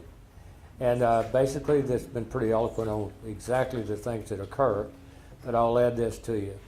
Our drop is 1.57 feet per year. So consequently, our wells now have dropped over the last 70 years over 110 feet. So we're in the same situation that has been expressed to you before. The other thing is, though, is that we can look forward to this. But if you look forward to the projections, of course, they look at the projections, and you probably have seen those because you're on your maps, that we're only projected to stay pretty steady over the next 10 years. But that's not the projections. The projections are actually 3 times what we currently have. And we currently have some industries, of course, that depend on this water. Nucor, which is an important industrial complex for the nation, providing steel. We also have Darling Ingredients, which is part of the Sanderson, which you've heard before. So we're in Houston County, and Houston County, although not part of the district, is co-ownership in the aquifer. And as we all, and for that reason, we need to also appeal to you to not attend to this and to turn it down. I'll point out to you that you can look at Burleson and Lee County, which actually sold water, and they bought up the same properties and they've sold it to San Antonio. They ran 150 miles, and of course their water tables are in tremendous problems now. They've dropped greatly. The same thing has happened at Dalhart. But I want to mention one other thing. Our water levels have different problems with them. At a slightly smaller level than where we are, and almost right at sometimes when we are with our wells in Grapeland, we have sulfur. And so we have to deal with that. It's an additional situation. Some of our area has iron. Some of them have other products. And we have one area in particular that is contaminated completely, that's not even usable for cattle to drink. So if further drops would only increase all of these additional problems. I thank you very much today, and I ask you to please deny this permit.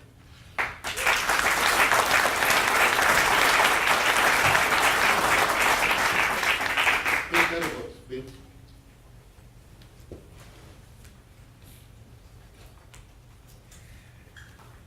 Thank you, gentlemen, for allowing me to speak to you today. I'm going to try to not cover the things that have already been covered 100 times. You know, this venture didn't start overnight. We didn't hear about it till about 3 weeks ago, but I guarantee you, sometime in 2023, this venture was started. Tells you something when we only get 3 weeks to even come up with this. And it's hard not to take this personally, because if you know Texans, you know, we're real partial to our land. And those of us that have wells and don't want to haul water by hand to our cattle, we watch where our water table is. Now you're gonna do a big study. You had a big study back in 2009, 2010, and we had a drought. And everybody remembers that. Every morning when you got up, you prayed that we'd get some rain because the wells were dropping. We don't want to do that again. You know, I've heard people say, well, this is just a permit to drill a few wells to gain information and so forth. Does anybody in their right mind think that once they drill the wells and ask for the permit to pump it, that they're not going to get those permits? I mean, I forgot to start off with, I'm the mayor of Rusk.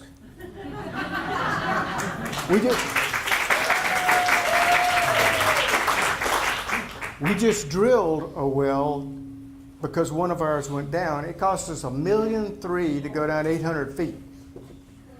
I'm also on the executive board of East Texas Council of Governments, and I'm also on the board of Rusk Rural WSC, who is our local water. I'm not talking for any of them.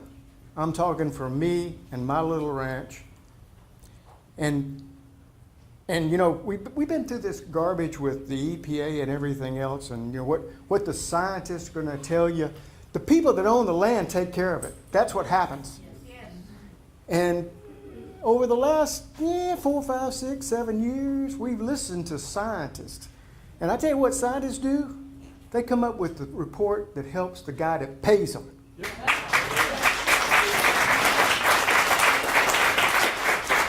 And as far as experts, my daddy used to say an expert is the X is a has-been and the spurt is a drip under pressure. The other thing I'll say really quick, because I'm running out of time, they don't have to tell us who they're selling the water to. But I guarantee you they got a contract with somebody.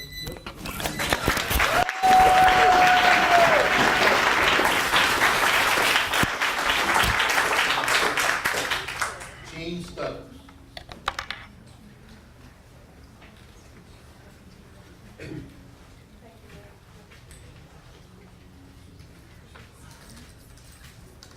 How are y'all doing today? I want to thank y'all for the opportunity to talk with you. I'm Gene Stokes. I'm Houston County Commissioner, Precinct 3. Our county is mostly an agricultural county, and water means everything. Nothing survives without it. What I'd like to ask is y'all consider Houston County, even though that we're not in your district, as an effective party, because we share the Creek Zone Wilcox Aquifer. I'd also like to ask if you do move public hearings that we keep them local so folks can attend and we have a say in it. You know, we talk about 1/10 of the water use is what we're asking for, but that 1/10 of the water will probably put most folks' wells out of reach of the aquifers. So that's what we need to look at. It's not how much water is available, but should we burden the public with drilling deeper wells? Well, do we turn it into who's got the biggest well, the biggest pump? I don't think that's right. So we'd ask y'all to consider this for the good of the public. And, you know, as a county, you know, there is a lot of people affected. So I just ask y'all to make the right call, and thank you very much.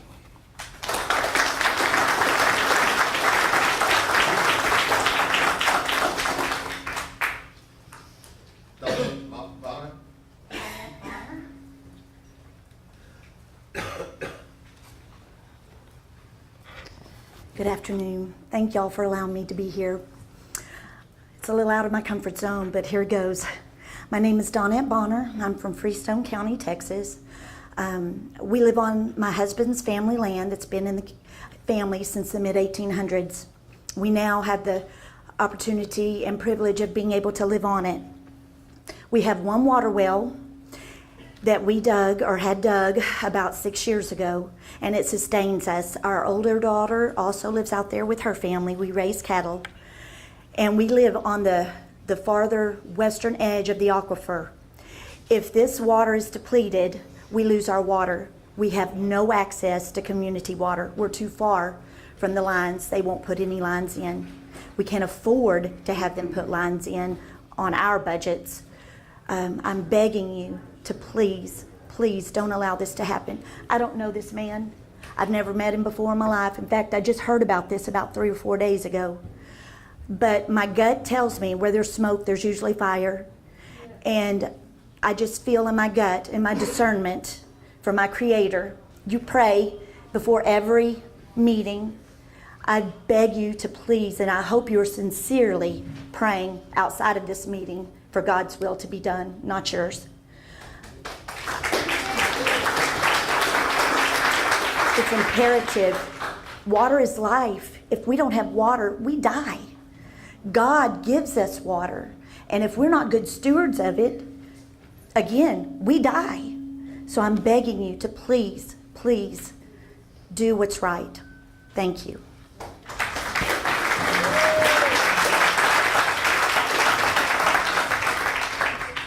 Adam Friedman.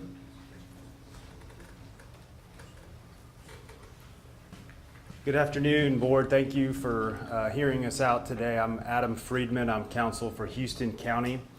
And it's hard to add too much to what everybody has already said about the 15 billion gallons proposed in those applications, or at least represented that that's the targeted amount, could have on these communities, these counties. And you heard Commissioner Stokes from Houston County just talk about that includes them. And I can't really add on more to what he said other than that, how real that is. But one point that I want to reiterate that I know you all know is that the aquifer doesn't stop at the county line. And Houston County, although not in your jurisdiction, does not mean that the board doesn't consider their rights and their water and the uses of it. And so when the board, whether that's today or after the SOA judge makes a decision on who has the right to have a seat at this table, Houston County certainly counts on you and requests that you all grant them that right to be at the table so that they can do their job and protect their interests, which is their duty to protect their citizens and their economic interests that are related and going to be impacted by the proposed wells. We know just from the location and the volume alone that the drawdown and the impacts are going to extend well beyond the Anderson County line to the south. To what degree? We don't know yet. That's going to be a lot of modeling, a lot of expertise, and a lot of evaluation that you guys are going to ultimately have to make a decision on, which I want to make that point that you do not have to grant these applications. You know, there is a thought that it is too scary to deny these applications, and you'll have to confer with your counsel and hear all the evidence, but do not be pressured into issuing this permit. You do not have to do that. And just within the last few weeks, a similar district facing a similar circumstance for a far less amount of water voted to deny a production permit. So work with your lawyers, hear the evidence, hear what the ALJ has to say, and make your decision, but it does not have to be an issuance of the permits. And with that, I would just ask that it be made very clear. It sounds like that the applicants requested that it go to SOA, not the district, just based on the reference that they were going to pay for it. So I just think that should be very clear that it was the applicant, not you guys, that are sending it to an ALJ. And I want to definitely echo the need to have that proceeding locally. And that is your right. So,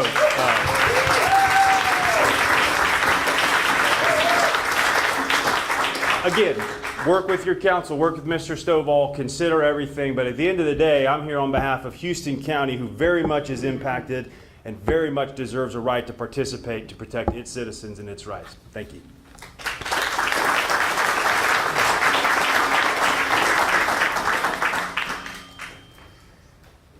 Is it Tommy 2? T-E-W?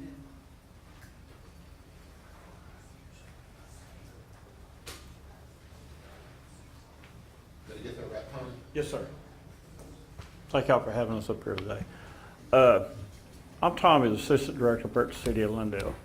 The City of Lindale, the water table's dropped roughly 60 feet the last 30 years. But we haven't pumped half of what he's talking about pumping in a year, 14 billion gallons a year. We've already lowered all of our wells the last 10 years, 100 feet, to keep up with the water table going down. We was hoping to get another 10, 15 years out of a couple of these wells, because when they get down lower, we're gonna lose 2 of them, because they built one back in the 60s, one's in the 70s. Who's gonna pay for all these new wells? We can't just keep putting all this money on the customers all the time, because we got somebody stepping in here and gonna pump the well dry a couple of years, and then we're all here to foot the bill for it. Y'all need to think about this and stop this. That way, our kids and grandkids got water for the future. If not, it'll be dry, But anyway, thank y'all for your time.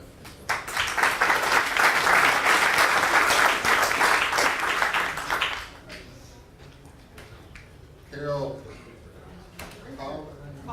Caldwell.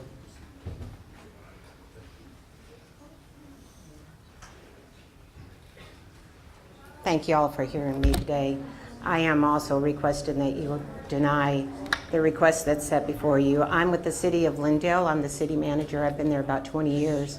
You just heard from my utility director that if we have to keep drilling and dropping our wells because the water is running lower and lower, it costs my community. And I'm a growing community. Sanderson Farms is actually in my industrial park. They were able to come to our industrial park because we were able to furnish them enough water to be in our park. And I would just ask this board to deny, and if you all walked around the building right now, there's people all around the building. Your people are speaking. I would ask that y'all side with the people and against the corporation. It's not always the best thing, but I know if this many people showed up at my city council meeting, they would have to deny what's going on. And I would like you all to at least consider that 1% of water is a lot of water coming out of our aquifers. And it doesn't only affect here, it affects everywhere.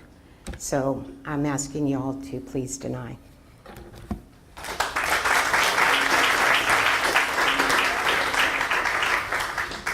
Donna Watson.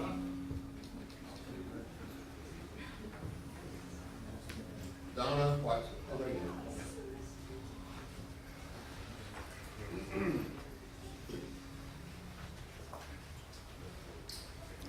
Hello, and thank you for letting us all speak today.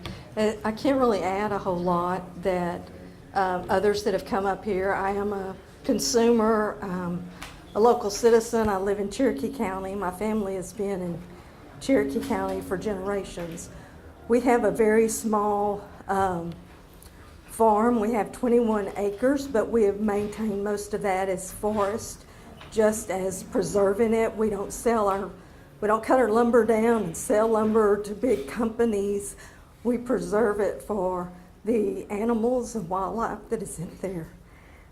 We also have a well. We have livestock, we have chickens, and when you talk, we did have to drill a well. The neighbors around us before, there was about 6 or 7, they had wells at 350 to 400 feet that used to be operational.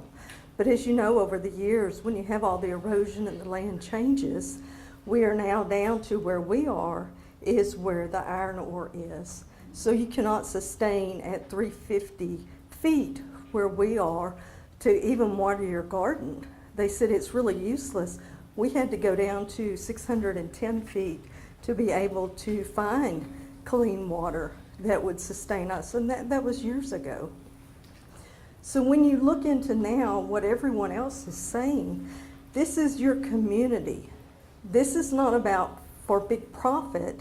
This is all about people that have lived here for generations.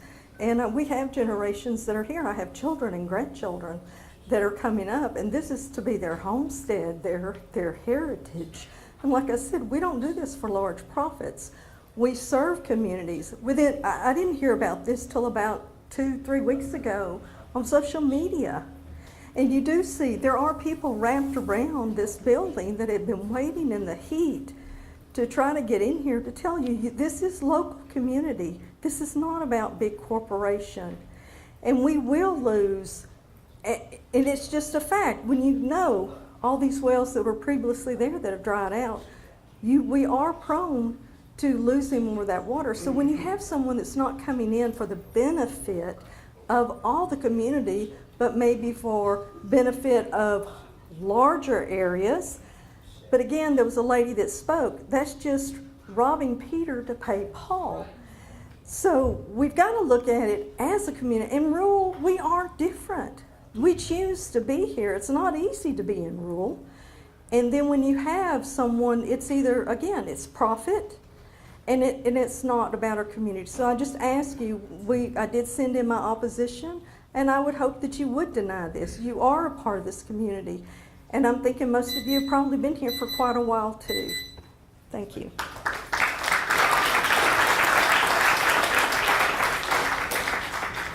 Lonnie Hunt.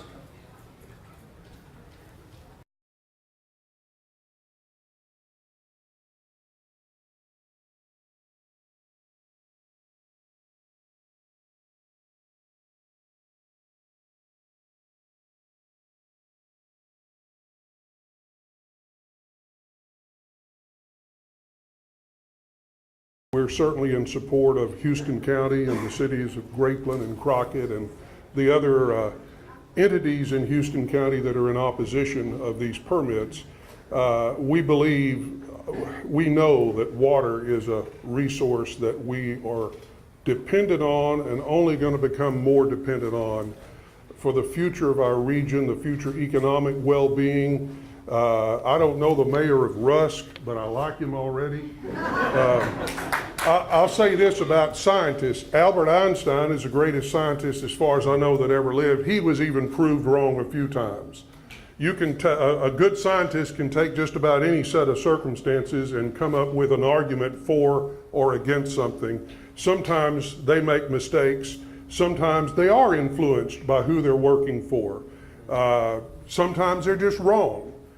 I think the people who live on this land, the farmers and ranchers who make their living off the land, our business economy, our government leaders, their voice should be just as important as any scientist may be in this case.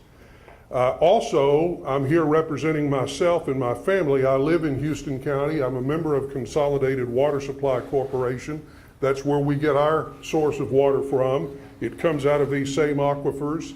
We're concerned, my family, my neighbors, we're all concerned about the future water resource for us. And then I'm going to close, but by the way, we've sent letters from both DETCOG and I've got a personal letter. These were emailed in. I want to encourage you, board members, to make a point to read every letter you get. I just think it's important that all those letters and emails don't just get lost and become a number somewhere, but that you actually take a moment and read them. But I want to close with a challenge for you. 17 years ago, I was the county judge of Houston County.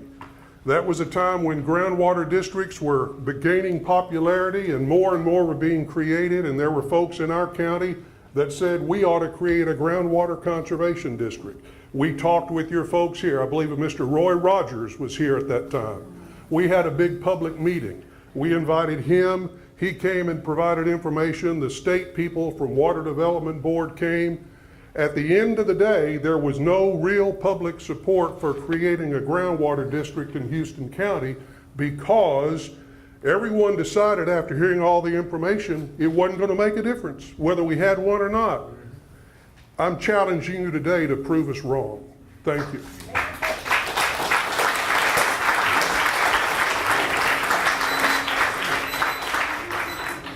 Danny Crosby. Danny Crosby.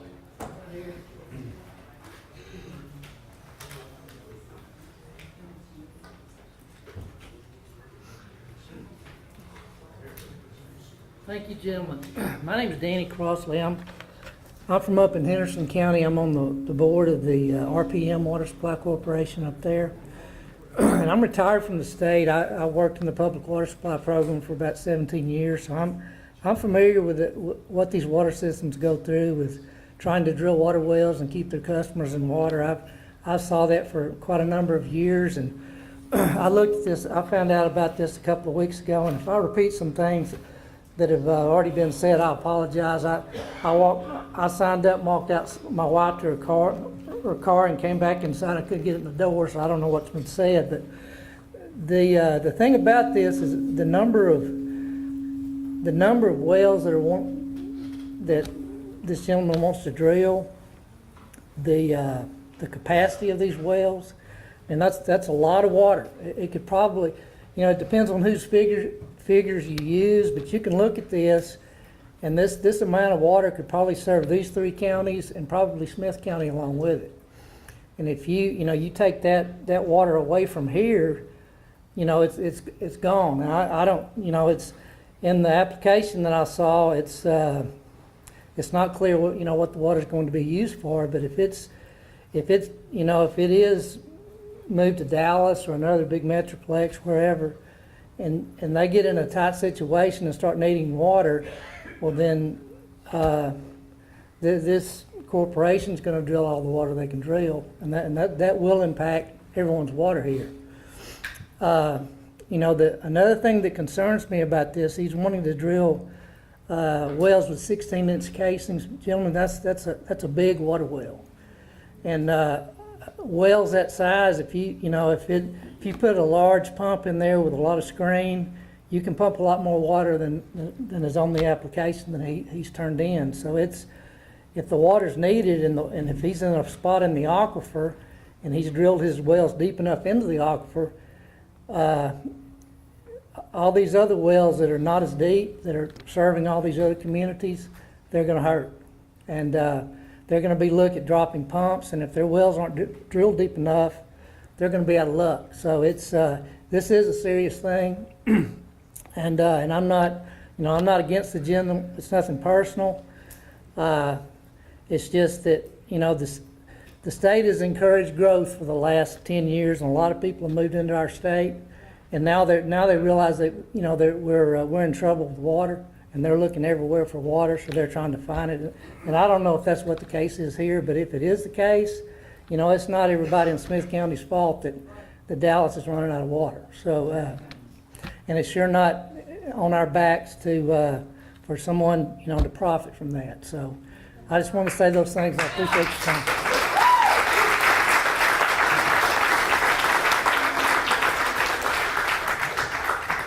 Mackenzie Brown.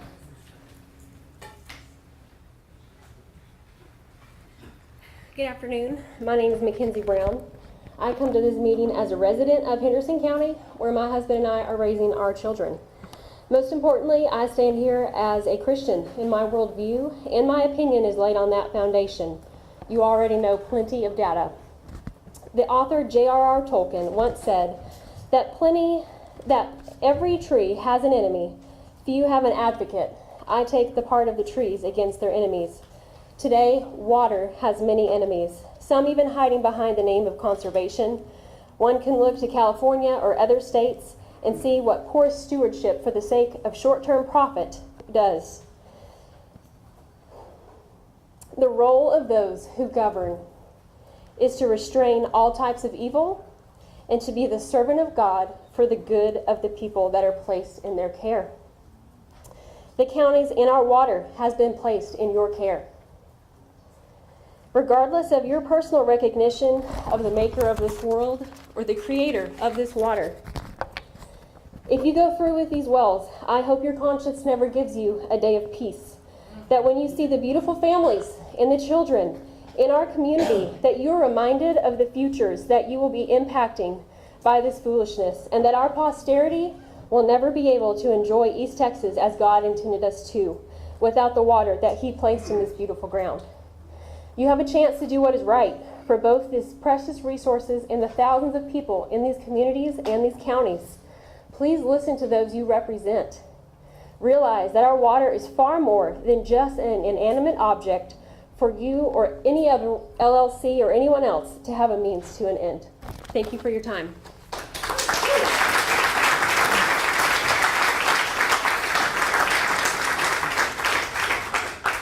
Kathleen Wall.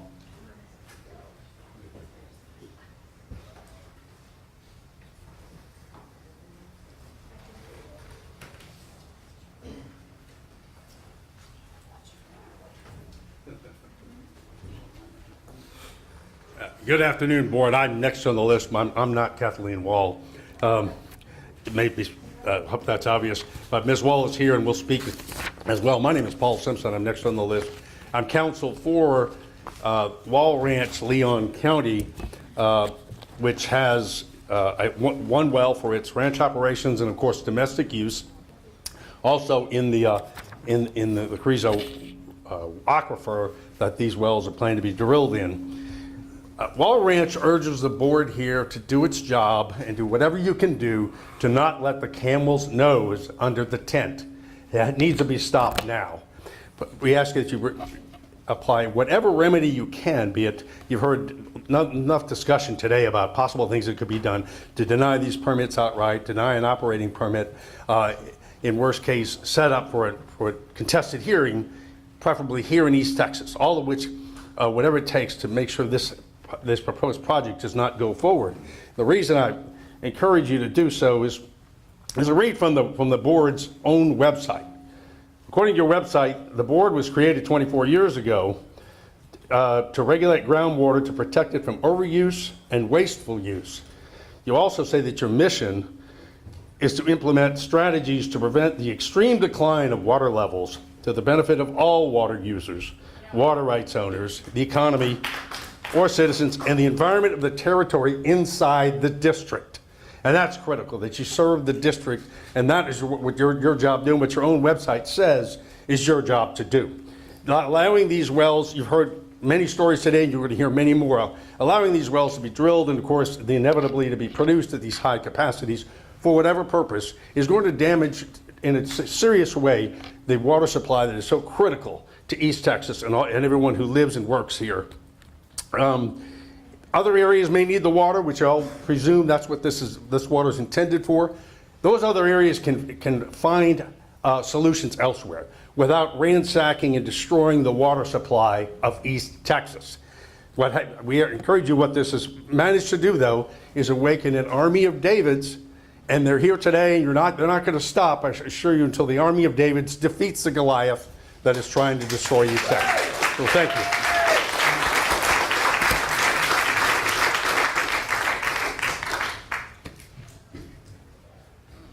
I'm Kat Wall from Leon County with Wall Ranch. We're a family ranch. We've been in Leon County since 1850 census. And this is critical to our livelihood. Not just the livelihood of our ranch, but other ranchers in the area and actually throughout the state. If you look at the state, we are losing water up from the north. They've got major issues. There's major issues in the south. Sorry. Go ahead. Yes, so I'm just asking you to deny this permit or look for other ways. Mr. Simpson and I are ready to do whatever we can to stop this for the betterment of our ranch and the community in the future. And thank you so much for your time.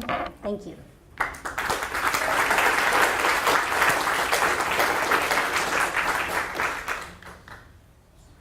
Cody, I can't read your last name. I'm sure that's me.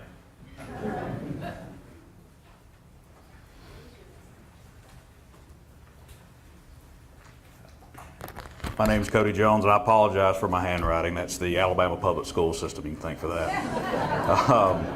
My name is Cody Jones, and I'm the Chief Executive Officer for the Greater Tyler Association of Realtors. We are the largest trade association in all of East Texas. I represent approximately 1,700 members of our association and about 2,300 that are subscribers to our multiple listing services. I'll be the first to say I am not an expert when it comes to matters of water and infrastructure and things like that. I am, however, an expert on matters of real estate. Should should these wells go into place, you know, I'm not gonna speak to this body and tell y'all things that y'all have heard again. Y'all know that the aquifer is not an infinite resource. You know that it is not expendable. But as several of these gentlemen and ladies have come up here and spoken to y'all, that they've let you know their infrastructure concerns relative to their municipalities, their counties, and things of that nature. The part that they're not mentioning, though, that I just want to make crystal clear to y'all and everybody else in the room, is if other wells get depleted in other municipalities, counties, things like that, the cost of living is going to dramatically increase. It's going to reflect itself whether it's in water fees, whether it's in taxes to build new infrastructure, anything, sales tax, anything that you can think of for local government to regain revenue, to pay off or borrow on building that new infrastructure if that's impacted. That would be a terrible attack on not just the quality of life for East Texans, but the cost of living for East Texans. So I stand here representing the real estate industry, letting y'all know that my members are incredibly concerned over this issue. They're concerned because they know firsthand what the impact's going to be on affordable housing in East Texas, the cost of buying, the cost of living, and future cost of development. The last thing that I'll add, as I mentioned jokingly at the beginning of this, I'm originally from Alabama. I've lived here in East Texas about 1.5 years when I came to take over our association. I've consulted with realtor associations and home builder associations all across the country. I've been in areas where the water has been depleted, where there's building moratoria, where you can't get the water you need just to build a simple house, that the American dream is taken from those folks. Let those areas be a warning that that can happen in East Texas.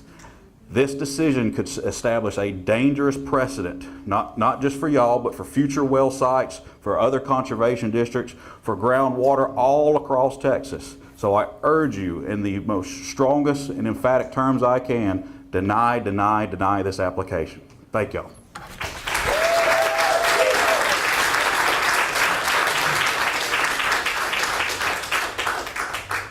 Kim Spellman. Hello. Thank you for holding this venue for us. My name is Kim Spellman. I live in Houston County. I am the president of the Consolidated Water Supply Corporation. You heard from our council, you heard from Amber. But I'm not here for Consolidated. I'm here for my family. I'm the matriarch of my family, and I've heard a lot of people say that they're not taking this personally. They are taking it personally, and I'm taking it personally. You should take it personally as well. I ask, I'm not going to belabor everything because I can tell by the looks on your faces, you're going, golly, I wish I had a big old glass of water right now and this was over. But it's not over because they're wrapped around the building. I do ask, though, when you do, because I believe and I trust that you will ask for a hearing, and we will have a hearing in East Texas rather than punting it to Austin so that more people can be involved in this matter. I do appreciate your time. I do ask that you think about it, and a lady mentioned earlier today to really think about and reflect. And I have 2 minutes left, and I'd just like you guys to take maybe 30 seconds just to kind of absorb what you've heard over the last 2 hours. And if I could just, I'm going to sit down, but let's not call anybody up until you get to 1.3.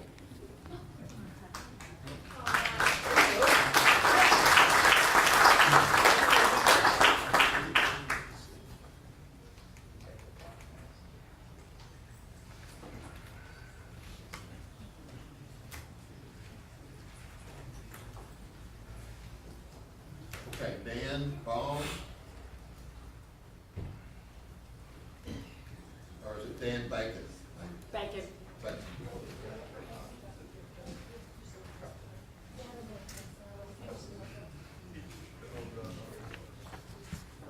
Do I need to pick this up, or is it going to pick me up? Perfect. First of all, thank you for having this.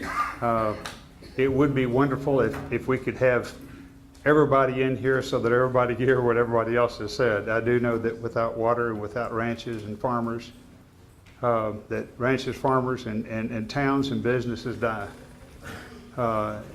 It's simple to understand. Conservation, in your name, we're asking you to do the conservation to save it for us. And Mr. Bass, as a good neighbor, I ask you to please withdraw this so that this doesn't have to go through all the legal nonsense and all the attorneys get rich out of it. But I'm asking you to please prayerfully consider that. Yes. And may God bless you and everybody up here. And may He give all of us guidance and discernment, because this is something that is critical for our lives and for our families, and even for the livestock and the pets.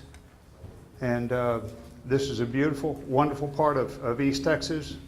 It's green, and it won't be if we deplete the water.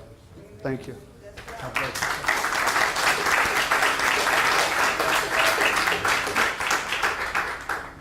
Troy Jones.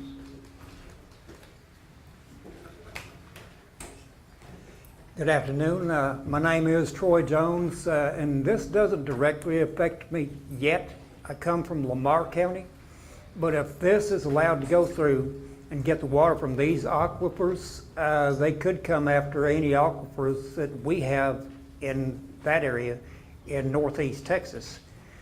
And that would be detrimental to the people that live out in the counties that does not have access to municipal water or to county water.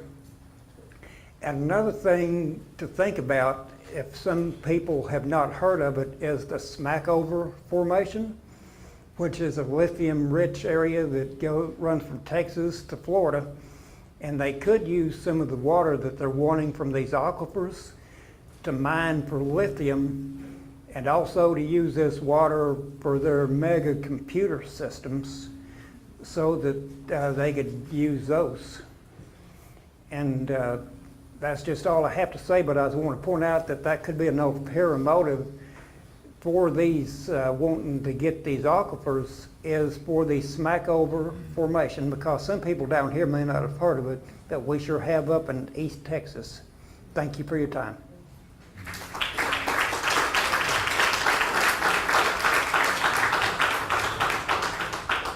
Richard Sanders.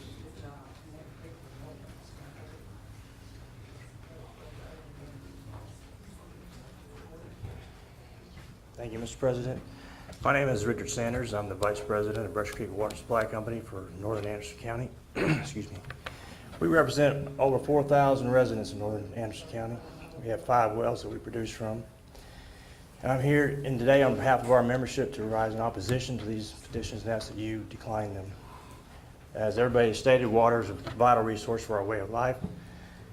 We see every year, every summer, decline in our water production, and at times we're unable to keep up with demand, and we have to ask our members to restrict their water, sometimes mandatory, sometimes voluntarily, but it happens every year. And we see the same thing everybody else sees, our water table is decreasing.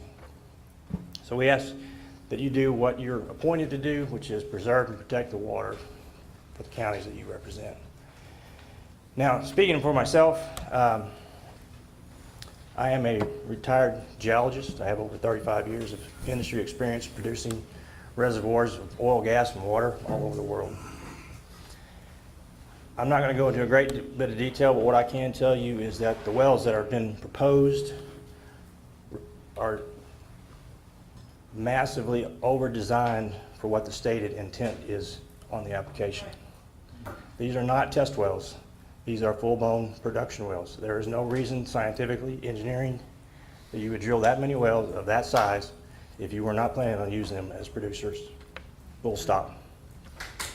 All right? Secondly, I'll just add, I'm going to close with this. Water reservoirs, or I'll just say a reservoir, whether it's oil, gas, or water, is finite. It only has a limited capacity. And when you drain it, it doesn't come back to where it once was, ever.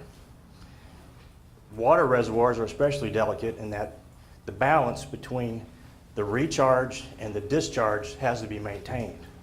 If you exceed one way or the other, especially on the discharge side, you damage the reservoir irreparably. It will not come back to where it once was, ever. Because when you deplete that water out of those water pores, they close. And when the water comes back, it'll come back less than it was before, and it's going to have a greater salinity It's going to have a higher mineral content to it, higher total dissolved solids in that you're going to have to treat. So those of us who are still here living and we have to deepen our wells or recomplete our wells, it's going to be at a much higher cost, because not only are you going to have the well cost, you're going to have to treat that water when it comes out, because it's going to be different than what it was before. So I ask you again, preserve the water for the counties you represent, because if this plan goes through, it will damage the water table irreparably. And when the water table is drained, this gentleman will leave. We're going to be sitting here with no water. Thank you.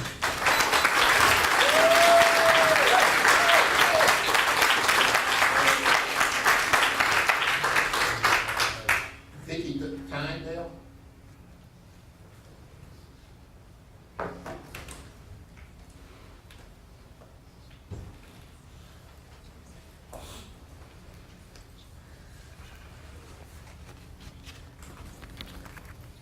Thank you. Represent the user end of the water spectrum in that we own apartments, duplexes, and single-family homes in the cities of Jacksonville, Rusk, and Alto. We pay thousands of dollars every month in water bills. This is one of our bills for the month of January. It's over $7,000. That's with water rates at what they are right now. We still have plenty of water.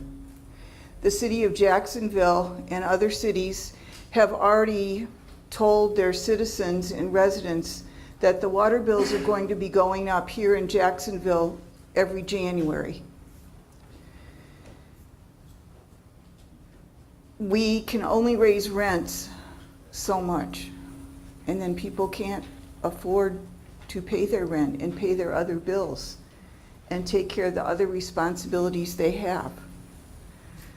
We get regular inspections at all of our properties from the City Public Works departments, fire department, law enforcement, insurance companies, and they are our standards that we have to meet. Any of those agencies, if we cannot provide things like water for our residents, have the power to shut us down. When we go to our faucet in these cities, we expect to get as much water as we want instantly with the flick of a wrist. A few years ago, Jacksonville had a water pipe break by accident when they were doing some construction. And then again, when we experienced Snowmageddon and the water supply was suddenly cut off to all these residents, I started getting tens of phone calls from people in complete panic about what happened to the water? Where's our water? Tell me, when are we going to get water back? And of course, I didn't have the answers for them. So I'm here to ask you to deny these permits, because we already have a problem right now, and I don't think too many people realize it.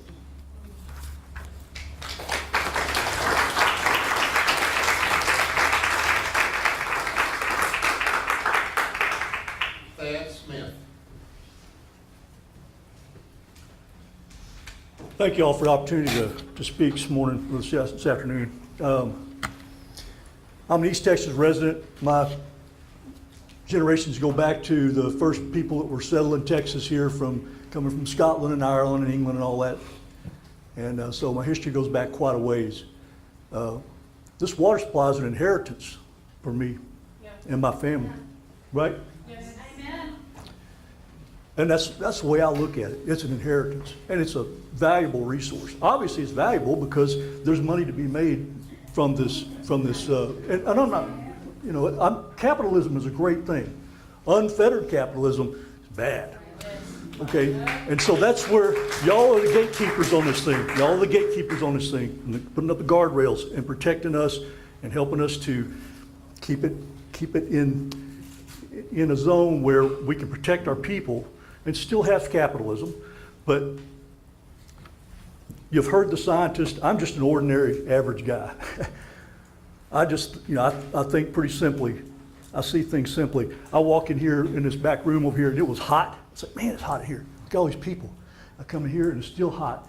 This AC system ain't quite keeping up, is it? Why is that? Why is that? Too much demand.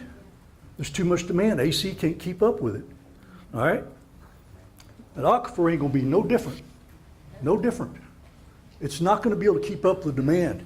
And it's gonna hurt people. It's gonna kill people. And like the lady said before, it actually is gonna kill some people. It's gonna have a negative impact that's just gonna be, you're not gonna be able to come back from it. The decisions y'all make here affect us now and they affect us for generations to come. We have the potential to do irreparable harm with the decisions that are made here. So I thank you for your astute attention on these things. So I have a question. So this aquifer, as I understand it, and is already stressed. So does the number of wells and projected output seem excessive to any of y'all? It does to me. I'm not a scientist. I don't have all the data. I'm just looking at the stuff, cursory glance, and like, that seems like a lot. So who benefits from this? Well, we don't really know that, do we? I mean, not really who in the end benefits from it, but I'm pretty sure it's nobody in this room that's come up here to speak, to ask for denial on this thing. So what will be the impact? Who knows?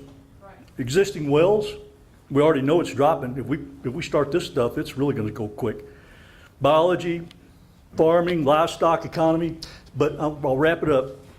Unlike the air conditioning here, when the water demand exceeds the supply, it won't just be a matter of comfort. It's going to be a crisis. Thank you. Please deny this application. I ask you to please.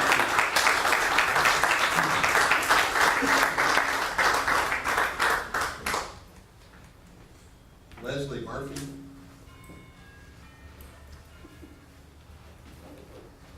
Hello, good afternoon. My name is Leslie Morrison Murphy.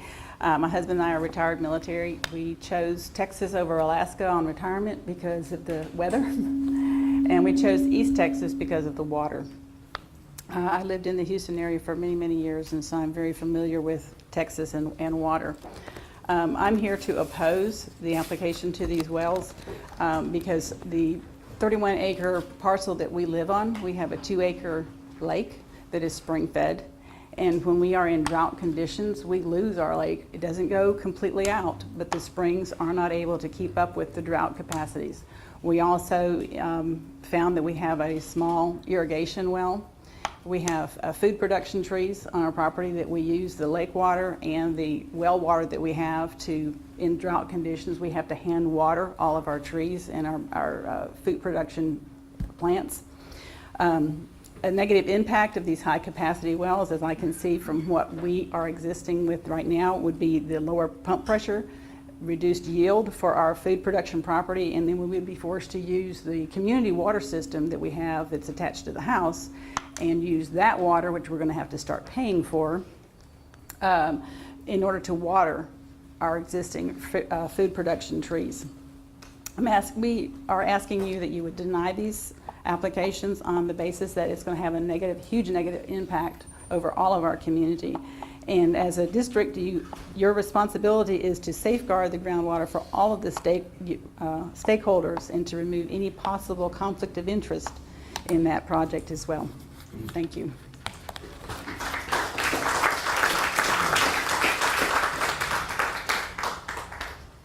Elizabeth Olson. Do I have to hold something? Okay. Hey, my name is Elizabeth Olson, and I'm a landowner and a homesteader. And a lot has been said. But one thing that I haven't heard is I've been in Kenya, Africa, and there were several things that stuck out to me that was in the third world country that we didn't have problems with here. One of which was the trash system. And there was trash everywhere. They didn't have a city trash. All right, so there was these piles of trash built up everywhere. But then, if y'all have ever been in church, anybody ever had a group go dig wells somewhere? Yeah, all right, because they don't have the water situation that we have here. And the guy that I was driving around with, he said that it's been 60 years since the government promised that they'd dig wells for them, all right? And so it was a big problem. People would get sick and die over there because they didn't have enough water, all right? We haven't faced stuff like that over here yet, but I mean, who knows? I also know that I'm not stupid, and y'all aren't stupid either. People want to make money, and that's fine, right? But people ain't going to spend money if they ain't planning on making money. Right? How people going to make money? I don't know. He hadn't said that. All right? But I think that we have to consider that. All right, I've moved 26 times. I was born in Texas, and I ended up back in Texas. I've been working real hard on my homestead. I'm planning on dying there. All right? I bought that land. All right? And when I bought that land, I bought the stuff beneath my dirt. The oil guys want to dig a well in my property, they gotta have to ask me, and then they're gonna have to pay me. All right? And I bought the water beneath me too. Nobody's asking me, nobody's paying me, and so I think that's worth considering. Also, I was on the TV show Survivor. All right? I signed up for that. All right, because I was trying to see what I was made of. All right? I was trying to see what I was made of. When I bought my property in East Texas, I didn't think that I was signing up for some people to come steal my survivability and snuff my torch out. We all need water. And like literally, I can starve. I lasted 3 weeks. I starved for 21 days and had a few bites to eat. Guess how long I lasted without water? 3 days. I had to drink water about every 2 to 3 hours. All right? I would have died if I had waited 3 days because it was that hot. All right, but my point is, like, for real, this is a big deal. All right, and this is not a game like the game I signed up for. And so y'all are intelligent. I do believe some of y'all, maybe hopefully all of y'all, care about us, the people. All right, and in Texas, we're known for Bluebell and Whataburger, but actually we're known for our grit, our character. And fact of the matter is, I believe we've got grit and character up here. Not only does the bank robber get thrown in jail, but it's who drove him to the bank. All right, are y'all going to drive the bank robber?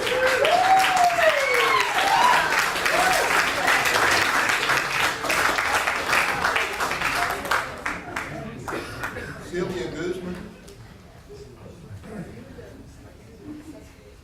Thank you. My name is Sylvia Guzman. I'm from Leon County. I've been an East Texas resident all my life. I have a small farm in Leon County. I don't know if any of y'all have been to Leon County, but there aren't very many people live there, mostly farmers and ranchers, and who have been under attack now for numerous years. Our farming industry has been under attack, so is our cattle industry and other wildlife industries, and so we're really stressed. We had a lot of people sell their cattle not too long ago, and our farmers are concerned about our water now because that's the one thing they could count on to stay alive in their industry. And so I also own a soil remediation company, and in the soil remediation industry there's a lot of different technologies to remediate the soil, but there's also technologies to remediate the water to make it potable and usable for land, for crops and everything, and even brine water. And we have a technology, and I'm sure there's others out there. I'm not trying here to pump my own business, but there are other technologies as well. But they're 190 days once the soil remediation product is put into the brine water, and it's now becomes usable for crops. So these are the technologies that I'd like to know. There's a responsibility for this company to ask for money from us, from water, excuse me, same thing, same difference. There's a responsibility on their part for them to provide for us to give them regulatory responsibilities, just like anybody that would come to us for economic development and business in our areas. We ask them, we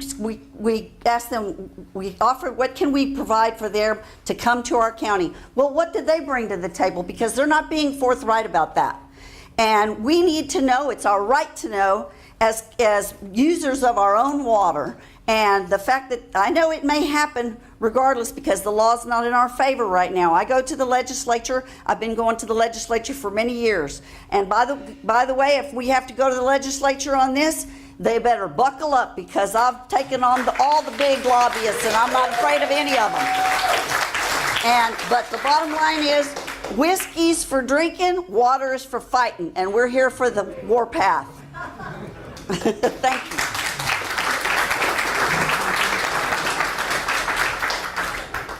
Kelly Combs.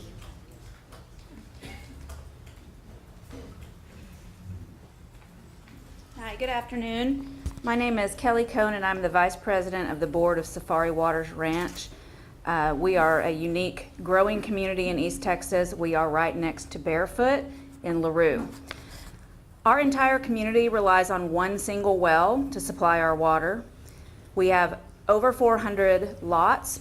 Currently, we have over 250 people who are living there. Due to our growth we're experiencing, we are already moving forward for a second well just to meet the needs of our residents safely and sustainably. Our lakes are spring-fed, and they are vital not only to our landscape, but we have exotic and native wildlife that roam our community. These animals depend on our lakes to survive. If the Wilcox Aquifer is drained, those springs will dry up, and it won't just affect our faucets, but it will damage our entire ecosystem of our community. The proposed high-velocity wells would draw enormous volumes of water from the same aquifer we all depend upon. These wells have not yet been permitted, and that's exactly why we're here, to prevent the permitting. Permitting them would be a reckless decision with irreversible consequences for Safari Waters Ranch and the surrounding communities. It's also important to state one thing that we find very deeply troubling was that Mr. Foster, who served on this board until his resignation 3 days ago, should have recused himself from any discussions about these wells. Meeting minutes and other documentations clearly show that he did not. This is especially concerning given that he is the primary dweller behind the Redtown and Pine Bluff projects, the very wells that are under scrutiny. Allowing a person with direct financial interest in a high-velocity well to participate in board matters is a blatant conflict of interest, and it's undermined public trust in this entire process.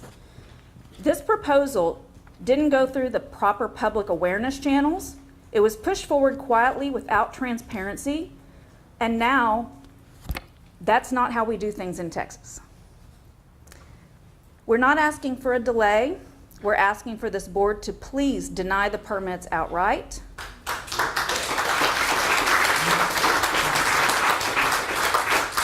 These wells serve private profit at a massive public cost. They endanger our water, our wildlife, and our way of life. I also personally ask Mr. Bass to please withdraw your request for permits and preserve the water that belongs to these people. Thank you for your time.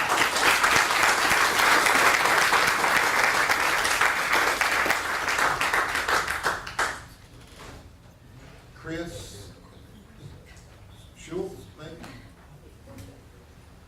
Chris Sakuli?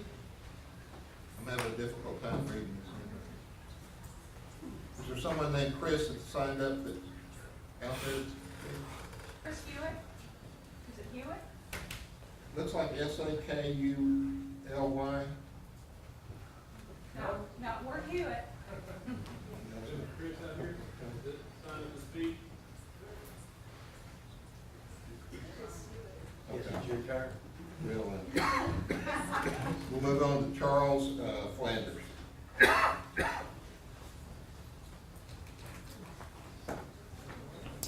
Good afternoon. My name is Charles. I'm a combat veteran. I stood in war zones where survival meant everything. And today I stand here in another kind of war, one over the survival of our land, our resources, and our way of life.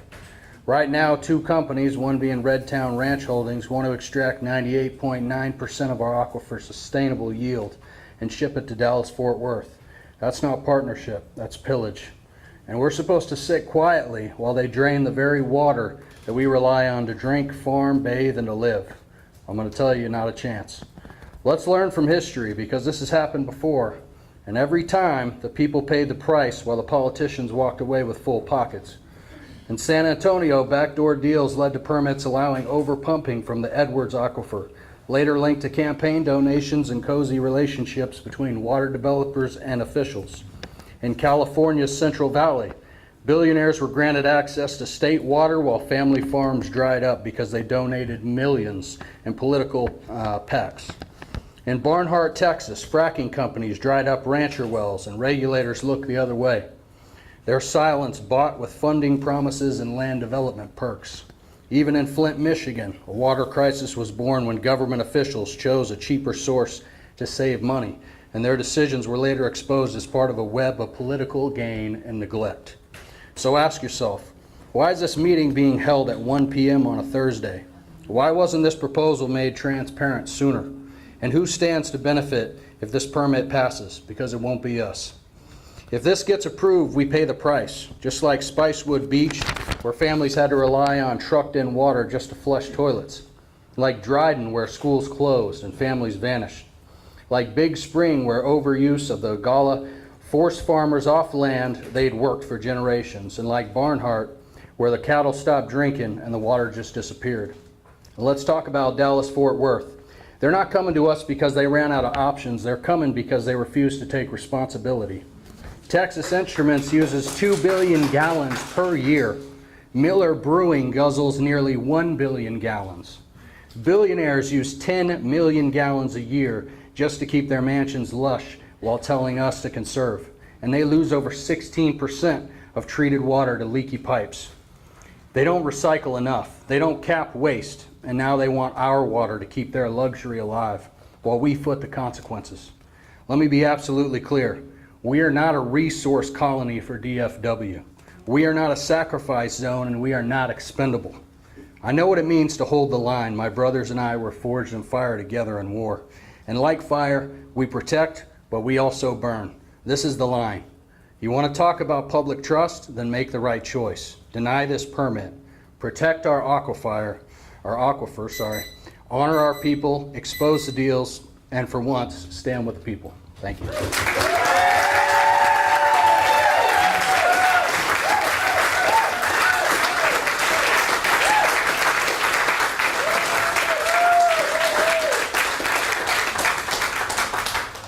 Thomas Loveday.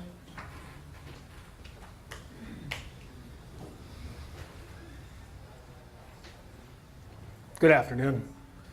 I'm a concerned American. My name is Thomas Michael Loveday II, combat veteran of both wars. I've got a bachelor's in cybersecurity, master's in oriental medicine, a doctorate in acupuncture and Chinese medicine. So I'd like to offer a unique perspective. I like to balance out my buddy over here too. One that's rooted in ancient wisdom that has guided human understanding of nature for thousands of years. In the Native American and Chinese view of the world, water is not just a resource, it's the root of life. The element that governs adaptability, resilience, the long-term survival of all living things. There's a saying, water is the source of all things. When we remove water from the earth unnaturally and without balance, we are not just draining liquid, we are stripping away the very foundation that supports vitality both in nature and in society. In traditional understanding, deep sources of water like aquifers represent Earth's hidden strength, the quiet, nourishing reserve that sustains life above. These are not meant to be disturbed casually. They're yin in nature, cool, still, and restorative. When that stillness is disturbed, when yin is depleted, heat rises, chaos emerges, and life becomes unsustainable. We've seen what happens when the land loses its water. Fire increases, soil cracks, plants wither, and animals lose their habitats. But even beyond the physical damage, there's a deeper spiritual consequence. The loss of water disturbs the spirit of the land. It unroots its essence. From the Taoist point of view, there is a sacred balance, heaven, earth, and humanity in harmony. When one part takes too much from the other, the harmony collapses. If Dallas-Fort Worth continues to waste and overconsume, then they seek to take from here to cover that imbalance. They are not healing, they are displacing the damage. Just like in medicine, treating symptoms while ignoring the root only leads to deeper illness. A city that fails to conserve then drains a rural aquifer is not solving a problem, it's exporting a crisis. Let me leave you with this thought. When essence is spent to feed fire, the root collapses. The tree may burn bright, but only for a moment.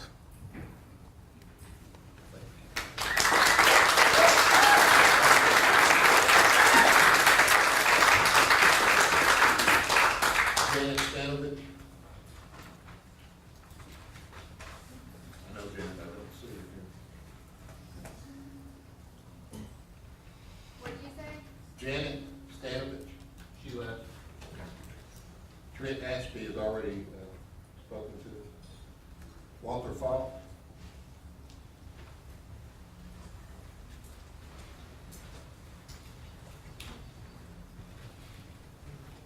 First of all, thank you for having this meeting. I know it's in the middle of a day on a Thursday. My name is Walter Fout. I'm just a homeowner. I moved here from Houston looking to start my family, and that's what we did. We have 30 acres and we are on a personal well. I do want to defend the water here, and I hope all of you do too, but not only that, the law here in Texas and the Texas Water Code implores that you do. When it's being used for exploitation and exportation outside of our counties, you have the power to deny that. We don't need to go to Austin. We don't need Texas legislatures to get behind this. You have that power right now to deny hedge fund managers from taking our lifeblood. The bottom line is that you are obligated for this. And if we look at past experiences, we don't have to find out what's going to happen here. We can look at San Antonio right now where a similar aspect is going on. And if we look at a 10-mile radius, we're seeing wells drop 20 feet in the first year when they started their programs. In under 5 miles, they've dropped almost 60 feet. That's in 1 year. The other impacts are ecological. We're going to see that all over. We're going to see plants wither, as it's already been noted. We're going to see creeks dry up, and we're not going to see that water come back. We can see it happening in Arizona as well. We've seen that it's become a federal case, that it's used for mismanagement of water rights and letting it be exploited against us. The implications is that everybody here that has come to deny this may have to give up property values. They may have to bring in water from other sources. And they may have to give up their wells or pay thousands upon thousands to try and get their water back. The bottom line is it's become a blueprint for collapse, and we've seen it in many cases. And please, we are asking you not to repeat this here in Texas. Again, we've already seen it happen in San Antonio, and we're seeing ranchers have to move because of it. You have the legal ground to deny this permit. You don't have to wait for Austin. We ask as Texans to do this. You're protected by the law, and you have the law on your side to do this when you protect our water. Thank you.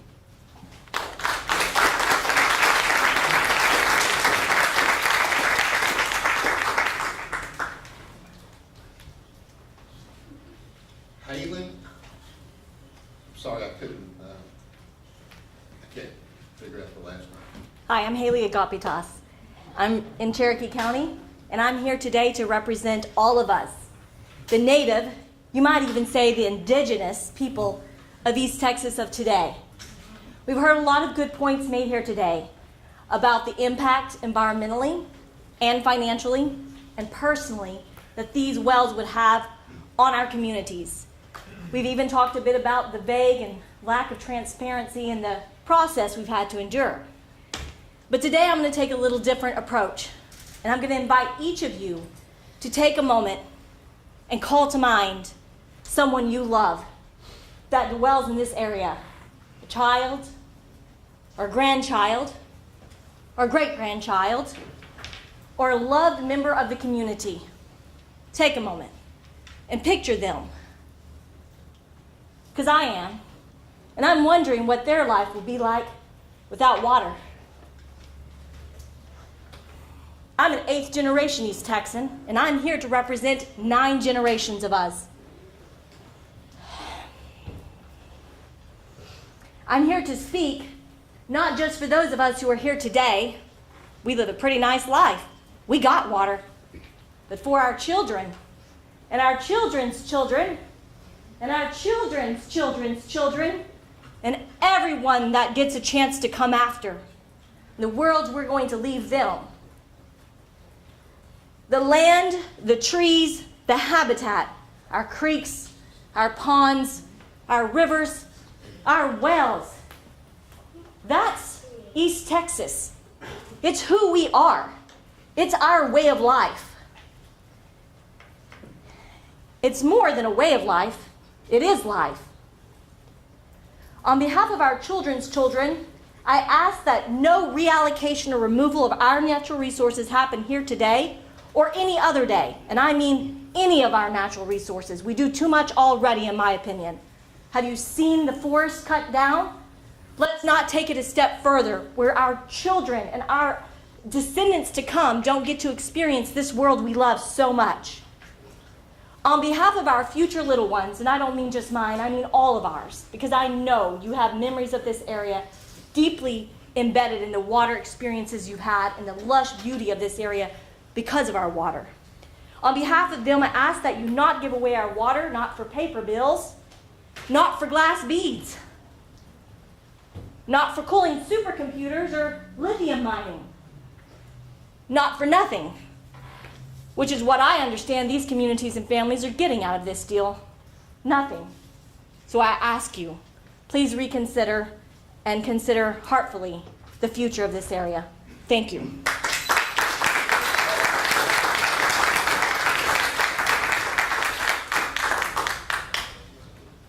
Marvin Ramsey.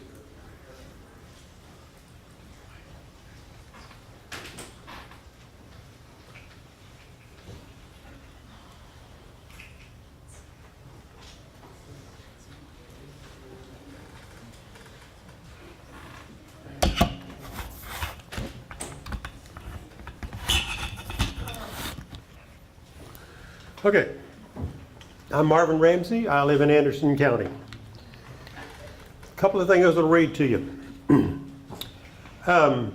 Will the board's decision be made in an open session or a closed session? Open.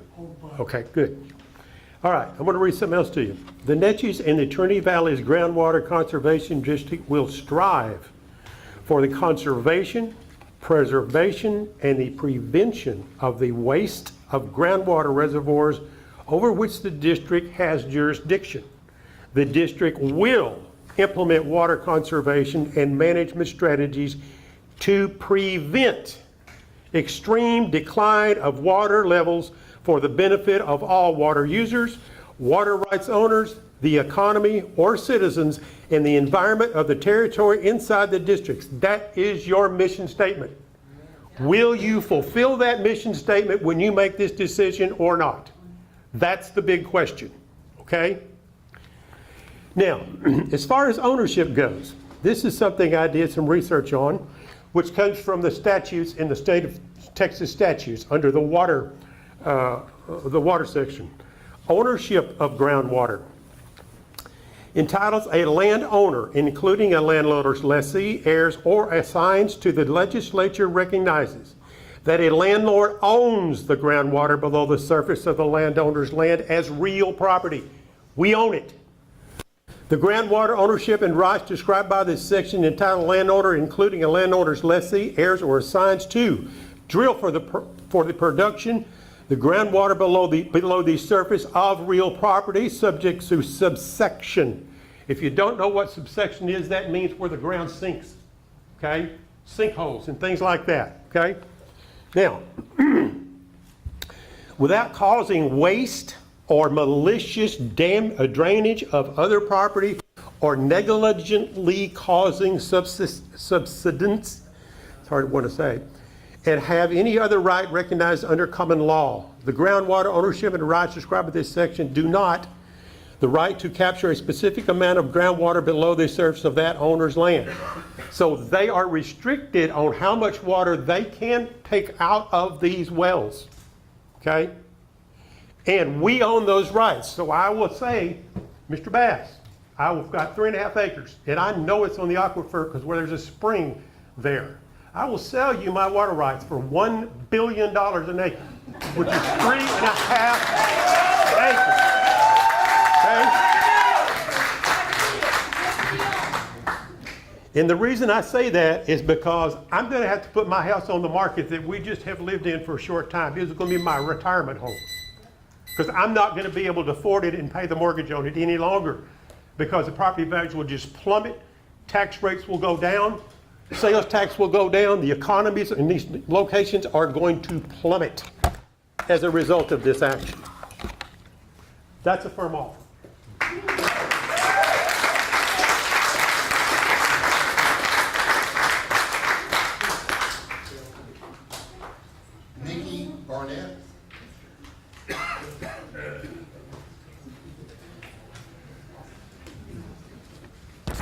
Good afternoon. Thank you for allowing us to speak before you today. My name is Nikki and I'm here today as a Cherokee County cattle rancher. I would like to express not only my concern and disapproval regarding the permitting of these high volume water wells on the docket today, but also any in the future. Anytime you monetize natural resources, there will be a divide. It is your job as stewards of our groundwater to look at the future impact the decisions of today will have on our community and our future generations. The Carrizo-Wilcox Aquifer at the heart of this debate is one that is relied on by individual families, communities, municipalities, and livestock and farming operators. This aquifer should not be taken for granted. The Natchez and Trinity Valley Groundwater Conservation District, you guys, has the responsibility to protect this aquifer. My family relies on this aquifer to provide for our herd with the 2 water wells on our land. These permits, if allowed to go through, would not only jeopardize our livestock, but the livelihood of so many across Henderson, Cherokee, and Anderson County. In truth, the writing's on the wall that at one point or another, the water that pumps from these wells will be sold off to the highest bidder and sent to communities outside of East Texas for profit. A profit that would not benefit those at greatest risk should the aquifer not replenish and wells run dry. I haven't seen a proposal yet where royalties would be paid to landowners above the aquifer. And frankly, I'm not interested in a paycheck from our life-giving aquifer. You cannot put a price on my family's lifestyle of ranching and the future of our local communities. Who will be held responsible if our wells did in fact run dry or needed to be worked over? Is this Conservation District Board prepared to financially assist those families and communities? And likely the answer is no. Should you approve these permits, you would be basing your decision on the hope that our aquifer replenishes. A shift in weather patterns, even for a year or two, could have a disastrous impact on our aquifer, one that it could not bounce back from. Not to mention, more and more individuals move into our area because of the way of life we have here. A way of life that is supported by our aquifer. If you jeopardize the aquifer, you jeopardize our way of life. There is no benefit to approving these permits outside of financial gain for a small group of individuals. I urge this board to take a stand that our aquifer is not for sale. Not on my land and not on our watch. Thank you.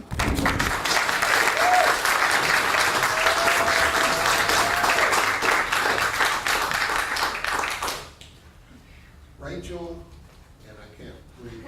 Hi, I'm Rachel Mozingo. It's a pleasure to be here. I've waited 2 hours in the heat today to address y'all and another hour to actually be able to deliver this speech. So as we're all aware, Redtown Ranch, headed by Mr. Kyle Bass, has applied for permits for 21 groundwater wells in Anderson County.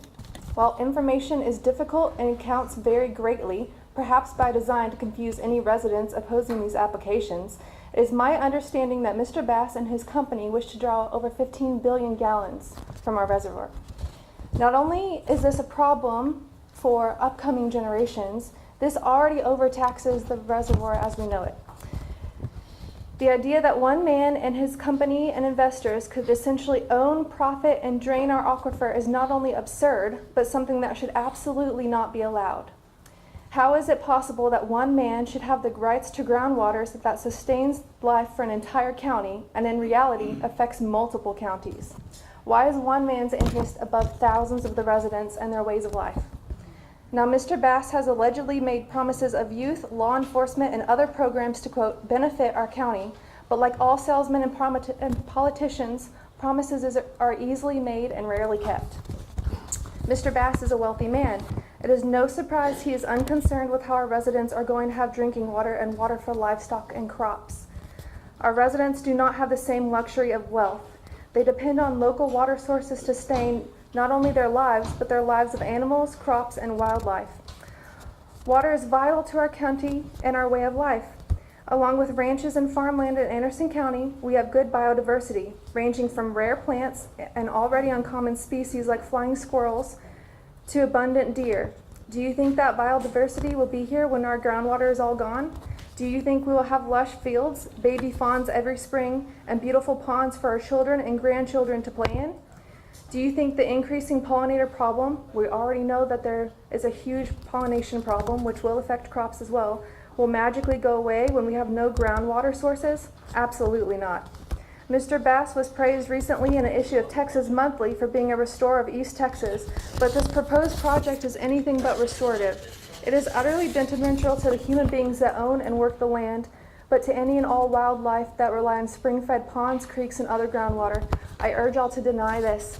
As a molecular biologist, one of the main definitions of anything that is alive is that it can uptake nutrients and grow. Water is a nutrient and it is important and we need to protect it. Thank you very much.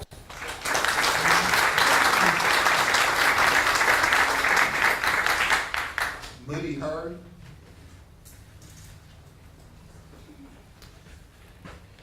Gentlemen, thank you for letting us speak today.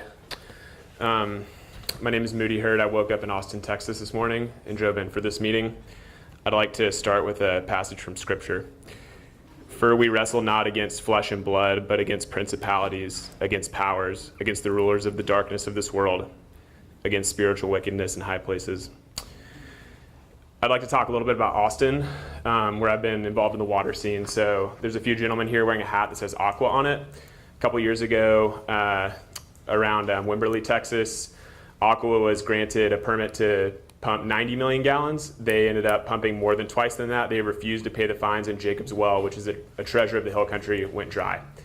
I can guarantee you that if this infrastructure is built to pump these wells, they will overpump, and this aquifer will be badly, badly hurt. I'm fortunate to be a property owner in Houston County. We have a spring-fed lake there. I'd like that lake to be full of water for my child who's coming in just later this month. Mr. Bass, I'd like to talk about him for a second. He runs a group called Conservation Equity Management. Looks a lot like the website for Aqua Texas, who did what I mentioned in the hill country. We call it greenwashing, pretends to be very conservation friendly. Meanwhile, is in the business of resource extraction.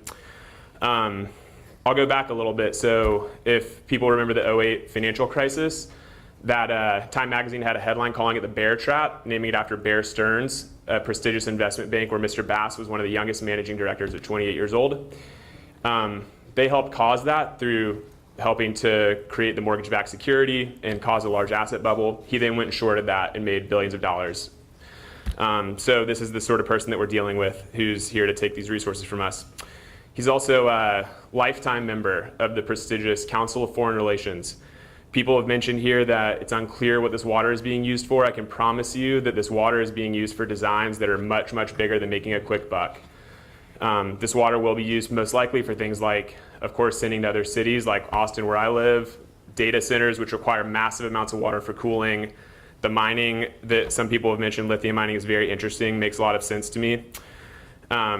So I would just like to conclude that this is not, to me, not to gang up on Mr. Bass. He's just a man, he's flesh and blood, but there are powers here and there are systems in place that this is serving, and it's our job as Christians. I know each one of you is a sincere Christian. It's our job as Christians to wrestle against that and to oppose that.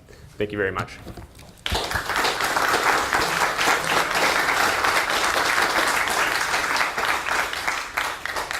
Matt Moore. Hi, thanks for letting me speak. My name's Matt Moore. I'm a property owner in Houston County near Grapeland. I'm also representing a group formed in opposition to the Redtown Ranch Holding LLC permit application called Friends of Grapeland Country Club. I'm on the board of directors at Grapeland Country Club. It was founded about 100 years ago. It's a nonprofit. It's the lake that Moody talked about. It's ground fed. I've got a well, and we are formally requesting a hearing to contest the Redtown Ranch. We've sent that in. We've got two other requests we'd appreciate your consideration with, and that is sharing a copy of the Redtown Ranch Holdings application and correspondence your office has had with the applicant, along with, if separate, could you share any groundwater drawdown study that the applicant put together modeling the impact of this project? This was sent as a request. Also, on a personal note, I'm a sixth-generation Texan, grew up in Houston, moved to Dallas, moved to Kansas City, moved to California. I've run nursing homes my whole career, 100 of them. And I've seen what happens in LA. I lived there. I've seen what happens in Dallas. My wife was diagnosed with a brain tumor and when she was terminal, we were in California. And I moved back to Texas with my 4 children as quickly as I could to get to East Texas. I have deep roots here, and I've now got 3 grandchildren and more on the way. And I want them to have the lake. I want them to have what's special in East Texas, and this is being taken away from us. So thank you for considering that.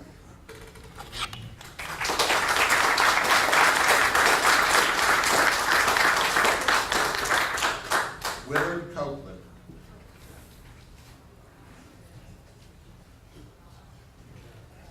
I'm exhausted. And I know she is. She's got to have horse hands. Thank y'all. My name's Willard Copeland. I'm the president of Pleasant Springs Water Corporation in Anderson County at Palestine. We have 354 metered memberships, and I'm here to represent them and our concern. We drilled a brand new well, had to, about 5 years ago. Started the process way before that, but it took that long for us to get it permitted, and spent $1.7 million to drill this brand new well and get it up going. I would hope that this board would allot the time that is necessary for the representation that y'all have witnessed here today to at least postpone this permitting of these wells. And having said that, I'm going to give one testimony. From 1970 until 1980, I was in the water well drilling business, pump pool and pump sale service in the panhandle of Texas, out in Silverton, Texas, where the groundwater of the Agua water system was carte blanche. Farmers, irrigations, they could pump all they wanted. No limitations, no restrictions. Long story short, in 1980, when I quit that business out there, it was simply because I had pulled 10, 12, 8-inch irrigation systems out of the ground and gone back with 2-inch to 3-inch submersible pumps. Those people have a lot of problems out in that area right now. I'm originally from Childress, Texas. They are in a water drought area. So, my recommendation to you as a board is to please, please use your judgment and ask God above, are you doing the right thing? Because Palestine Pleasant Springs Water Corporation is a not-for-profit institution. I don't think Mr. Bass is under those same categories. So we've got a lot of people over there in Anderson County, Cherokee County, Leon County, Houston County, Smith County. We're all dependent on this water. So please, please consider. Thank you.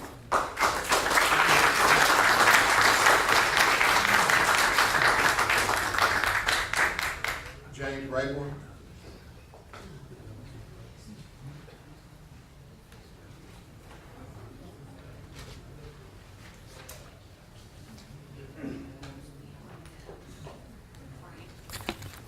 Good afternoon. Thank you all for letting me speak. My name is James Rayburn. I'm from Princeton. And a couple of points, a little different perspective. If you have trouble understanding me, I apologize. I've had mouth cancer and 7 surgeries at MD Anderson, so it's a challenge.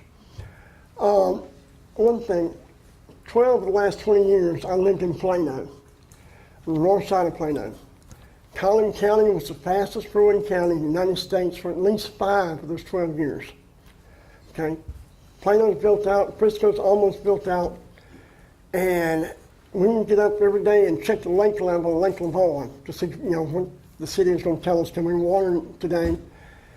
And the HOAs and their green belts okay? They have to abide by the guidelines of the city. You get up on Sunday morning, water's running down the street. And the waste was criminal, it really was. And it's not just water. You drive by a school in the middle of summer, not a car in the parking lot, and the AC units are running, wide open. It's like it's ingrained in their DNA. They don't care about conservation. You know, there's a new lake coming online, you know, what's it called, Voice of the Ark or something like that? You know, finally, after 30 years, I maintain that a lack of planning on North Texas DFW, lack of planning on their part is not an emergency on our part. And the other thing, Mr. Parker mentioned the way this process had come about, the kind of deceptive, under the table. I have to agree 100%. I really do. And if there's one thing that I want y'all to remember, so the last words my dad said to me, okay, please, when it comes to money, beware of human beings. He lived by those rules. And I think if you'll look at the whole process, where this thing is going, and the character of the person you're dealing with, there's no way you can approve this. Thank you.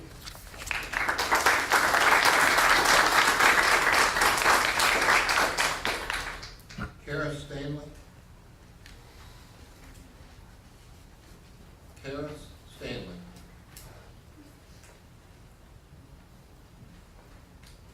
Chris Hewitt.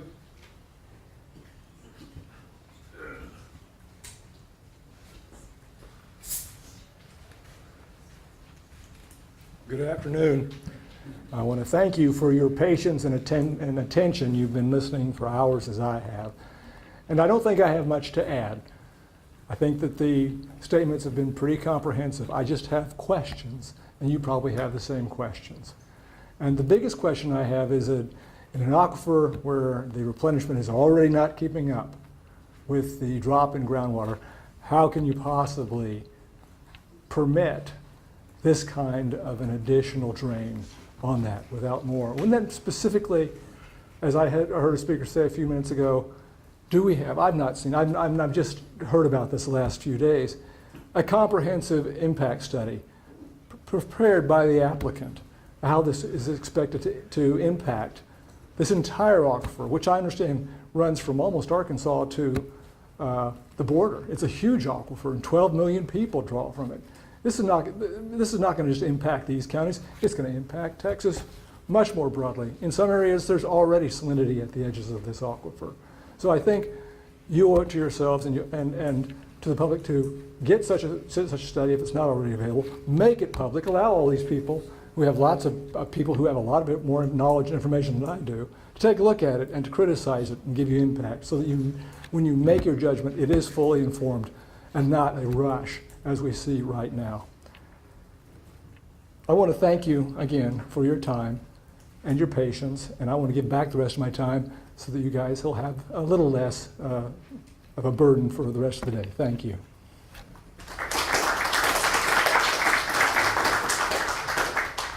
Sarah Hewitt.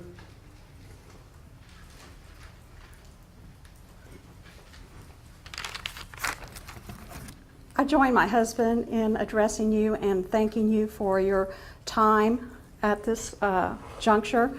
I know we're all hot and tired, and I don't think you guys even have had a bathroom break. But in any event, I am Sarah Hewitt, and I'm serviced by the nonprofit Pleasant Springs Water Co-op.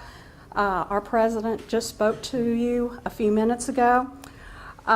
These are all people in our neighborhood, 350 souls. We pay for our water system.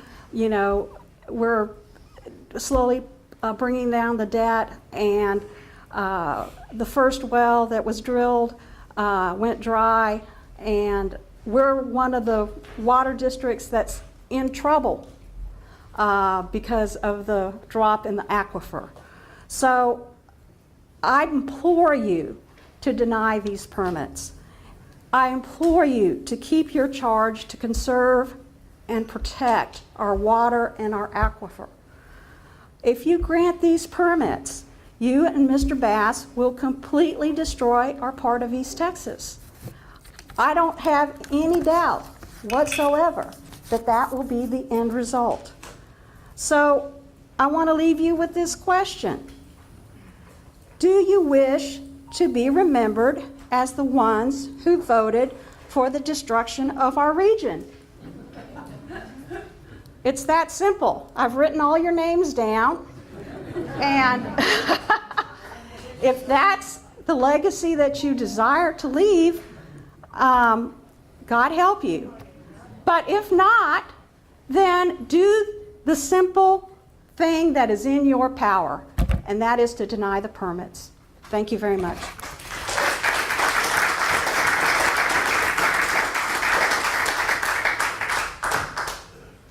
Darrell Waldo.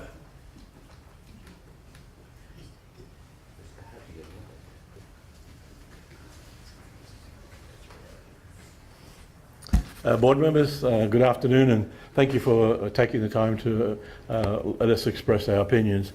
My name is Darrell Waldock, and I'm with Collier Consulting, a hydrogeological and engineering firm. We're representing Aqua Texas today. Aqua Texas owns many water systems, public drinking water systems in the area, specifically one, Safari Waters, that was addressed earlier, but I want to address more the ones that are up and down Highway 315. With me today are some representatives of Aqua Texas that I would like to introduce. Lauren Xavier in our compliance group, and Joseph McDaniels and Stephen Thomas in our operations group. We specifically want to request that the board deny the application for Pine Bliss well field. It is very close to Lake Palestine water system. You may know the area more as Sunrise Shores, but Lake Palestine water has 9 wells and 2 pretty significant wells towards the southern end that Aqua Texas has invested a considerable amount, millions of dollars, drilling in the last decade. We had a senior hydrogeologist with our firm review the application from Pine Bliss, and the 2 wells that I'm referring to are immediately to the northeast of the well drilling field of Pine Bliss, and they are on the LRE water report, wells numbers 20 and 35 if you want to look them up later. They are within a quarter mile and 1 mile, and the drawdown levels that are predicted by the LRE report are 450 feet of drawdown and 375 feet of drawdown. That would be drawdown on top of the wells drawdown that's already there. Senior hydrogeologist has predicted that both the Aqua Texas wells will be drawn down to the point that the screens will be exposed. And as you may be aware, when screens get exposed, all types of bad things happen from obviously no water, but then we get into bacteriological production and other issues that can cause redrilling of the well, rehabbing of the well. These are all expensive things to current well owners, and as such we have filed to request a contested hearing, and the technical notes that I've addressed to you just now are attached to that filing. Thank you very much.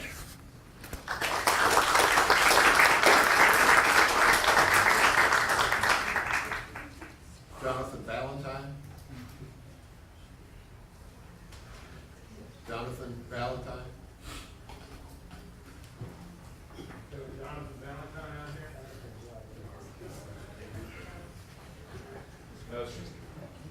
Gerardo Williams.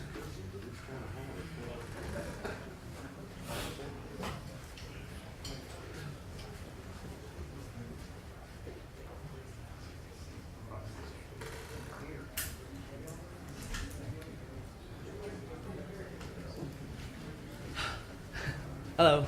I'm Gerardo Guillen. I'm a Cherokee native, 3rd generation Texan, and basically everything's been told, but what brought me here is the future, my kids, their kids. And everything that we use is well.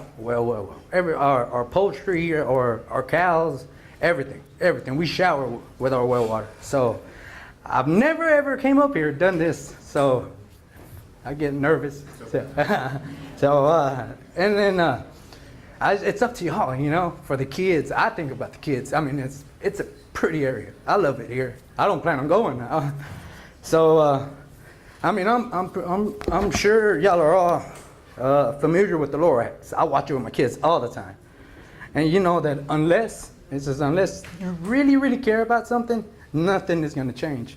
And it's up to you to change it. So I think, I mean, my voice might not change anything, but just don't approve it. Don't approve what they're doing, because I found out Friday. I mean, and then have more transparency. I mean, I'm just repeating what they're saying, but I really just, a week is not enough, you know, to get up. I mean, all these people, they pretty much found out about a week, a month maybe. But so maybe 2 weeks less, see less. So we need to be more prepared, or, I mean, and that's all. I mean, that's all I got. All right.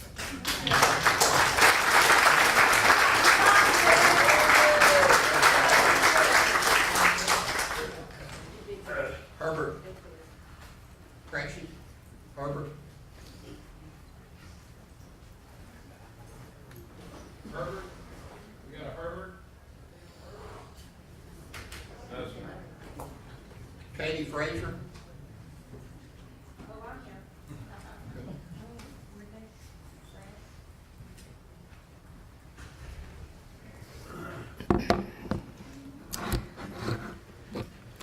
My name is Katie Frazier. I'm a landowner, a wife, a mother, and a private well owner in Leon County.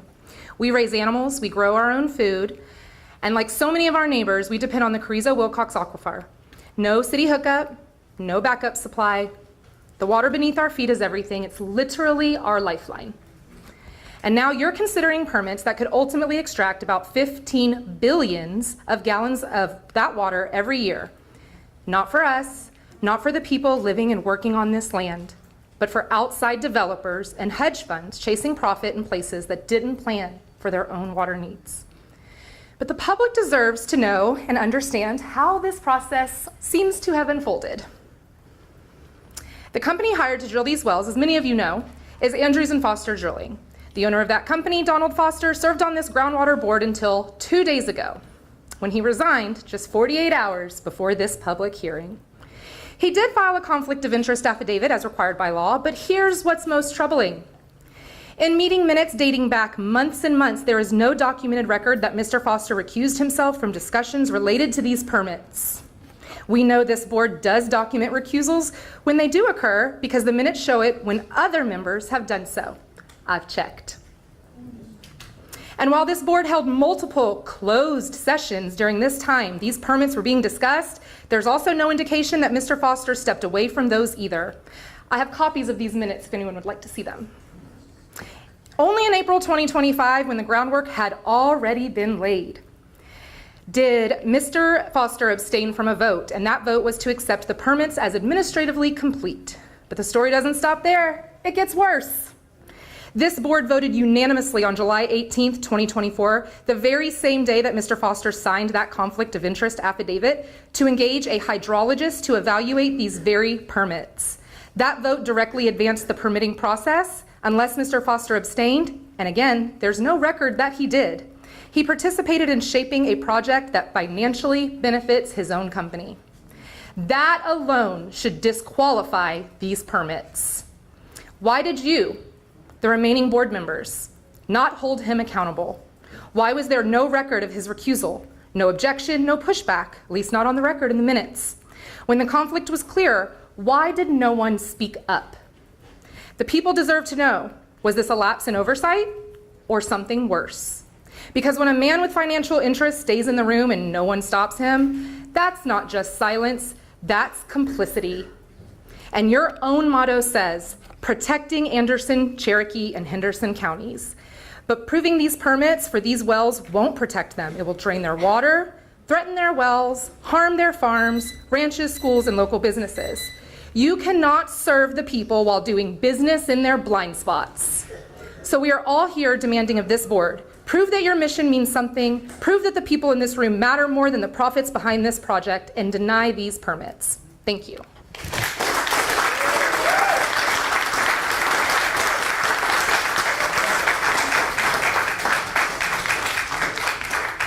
Therese Smith.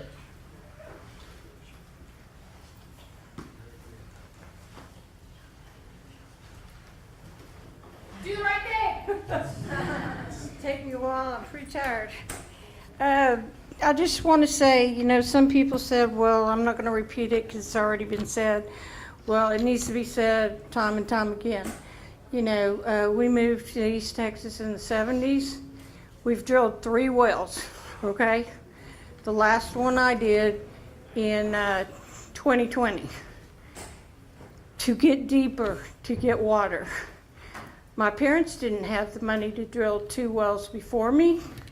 You know, they worked for the state, and she was a teacher. Okay, these are the people that are here complaining, okay, about this.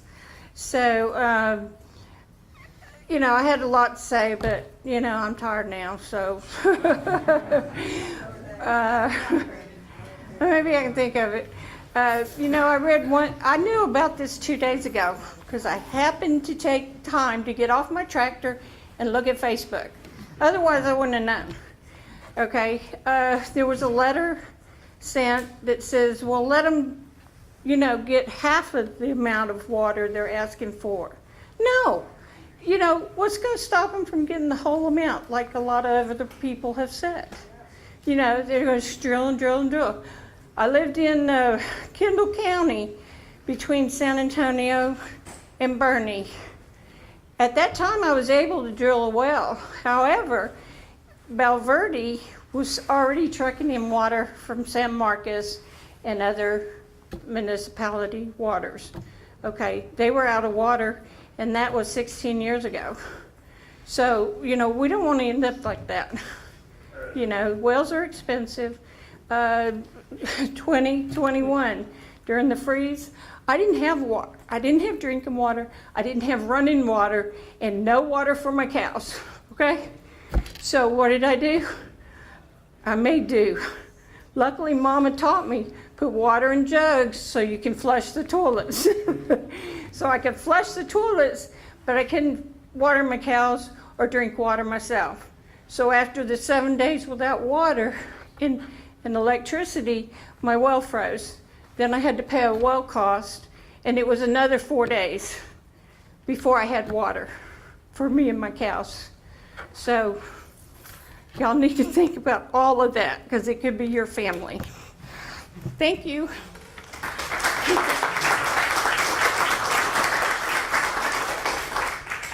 Frank Megan. Thank you. I want to thank y'all for taking the time.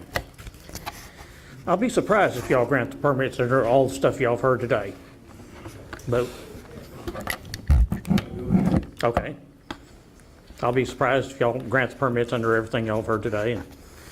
And they're talking about 15 billion gallons a year. A billion is a big number. Something we hear all the time. $1 billion here, $1 billion there. Soon you're talking about real money. But a billion minutes ago, Christ had 9 years left in his life. It's a big, big number. And we're talking about 15 times that number here. And I just want to say, poor, poor Mr. Bass. I'm through. I'm done. Thank you.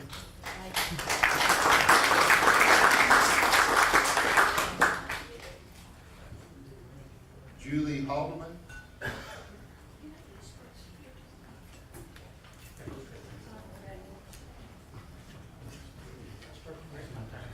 Hello, thank you for having me today.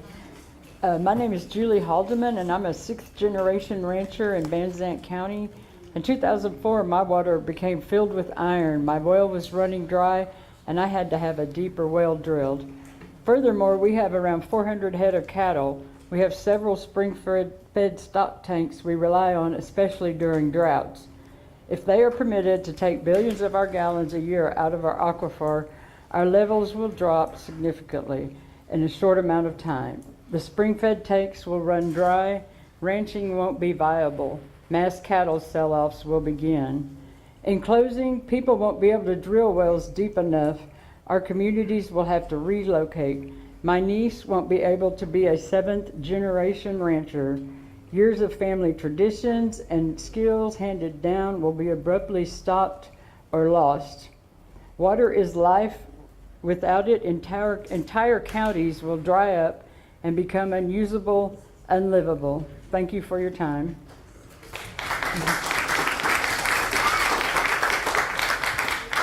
I'm with Ms. Haldeman, and I would just like to add, we keep hearing things about the dangers in Anderson County, Cherokee County, Henderson County.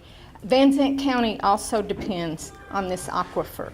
We're not represented here because Van Zandt County does not have a water conservation board. So we are representing Van Zandt County right now. I would like to also point out that according to Texas A&M, this aquifer has dropped 150 feet over the last several decades. We can't continue to do that. We're having to drill deeper wells. Examples have already been given of things that have happened in Texas concerning these wells. I'm going to read you one little thing. I'm so sorry. A moment ago, a gentleman from Aqua, Texas spoke, and everyone around me was saying, well, who's Aqua, Texas? I just would like for you to listen to this. Aqua, Texas is currently involved in a legal dispute with the Hayes Trinity Groundwater Conservation District regarding water pumping regulations and permit enforcement. The dispute centers on allegations of overpumping, failure to adhere to drought management plans, and inadequate infrastructure maintenance by Aqua Texas, as well as the district's subsequent actions to enforce its rules and potentially revoke Aqua Texas permits. If you think this isn't going to happen with this permit, you're mistaken. Now, I don't know what the motivation was there, but it seems to me like that the big company is going to gobble up the little company here, and that's that concern. So I would like for you to help Van Zandt County out as well as the other larger counties and say no to this. Thank you.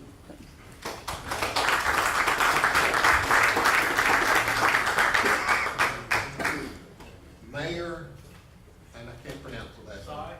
Sai? Yeah, just call me Si.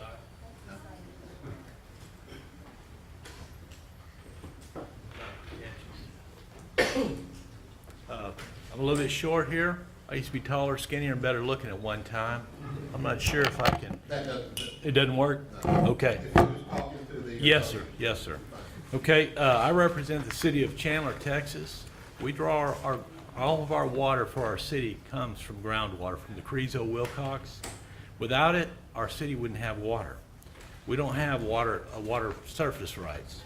So I want to thank the president and the board members for allowing me to speak. Thank you for this opportunity. Many cities rely on groundwater pulled from these aquifers to provide drinking water to their citizens. Chandler has 5 usable wells with approximately 2,000 taps that utilize these resources.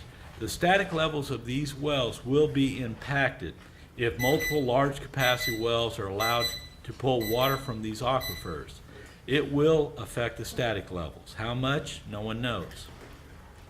It is my personal belief that the intent is to send the groundwater to the DFW Metroplex or other commercial endeavors, such as mining. That's wrong for our district, for this conservation district. Please protect these resources for the local populations. The purpose of this board is to protect these valuable resources. Your decision will resonate across the state. I want to thank Cody Harris for stepping up to the plate. Representative Cody Harris, forgive me, for stepping up to the plate and saying that he will take this matter to the Natural Resources Committee, and I believe that he will. I want to point out one thing in both of these notice of applications. It's the 4th paragraph in Exhibit A and B. The stated use will be for beneficial purposes as those are defined in Section 36.0019 of the Texas Water Code and District Rules 1C. as the same may be amended from time to time. They're stating that the amount of water they're gonna pull. They're gonna amend it. And they've got the resources to go to court to fight to amend them. The tip of the spear is you gentlemen. You guys can deny this and stop it right there. Will it go to court? We don't know. Probably. But it'll give time to get to the legislature where they can revamp the rules that safeguard these resources for local communities. My community would be in big trouble. We know the static levels are dropping, and the recharge rate is not there. It continues to drop with the Crezo-Wilcox. It's going to continue on, and the more we draw from it, the worse it's going to get. Please, please, please protect these resources. Deny this application, please. Thank you for your time.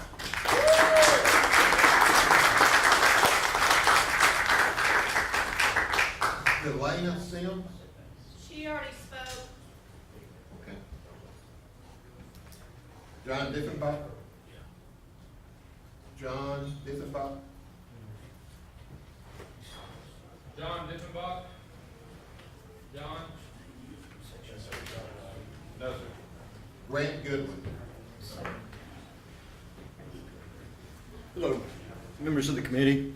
My name is Grant Goodwin. I'm a property owner in southern Anderson County, and I'm here today because my wife told me to be.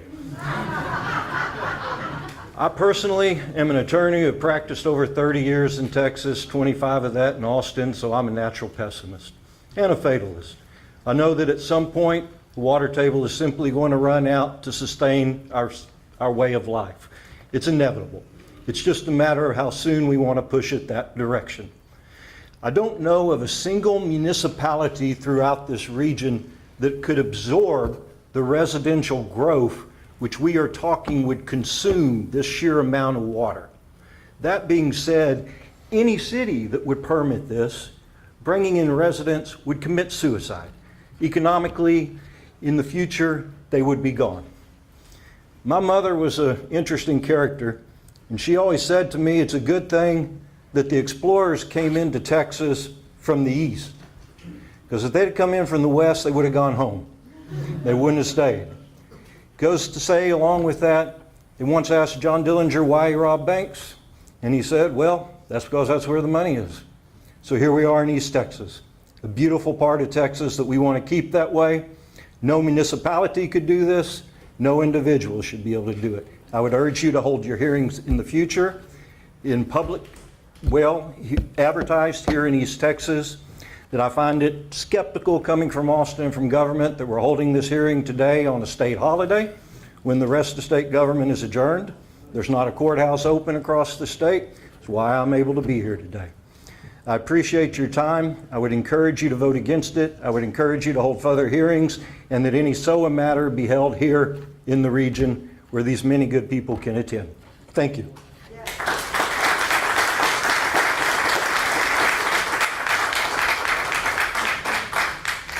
Andy Mowers. Andy Mowers, M-O-E-R-S. She left. Okay. And then I have Chase Palmer.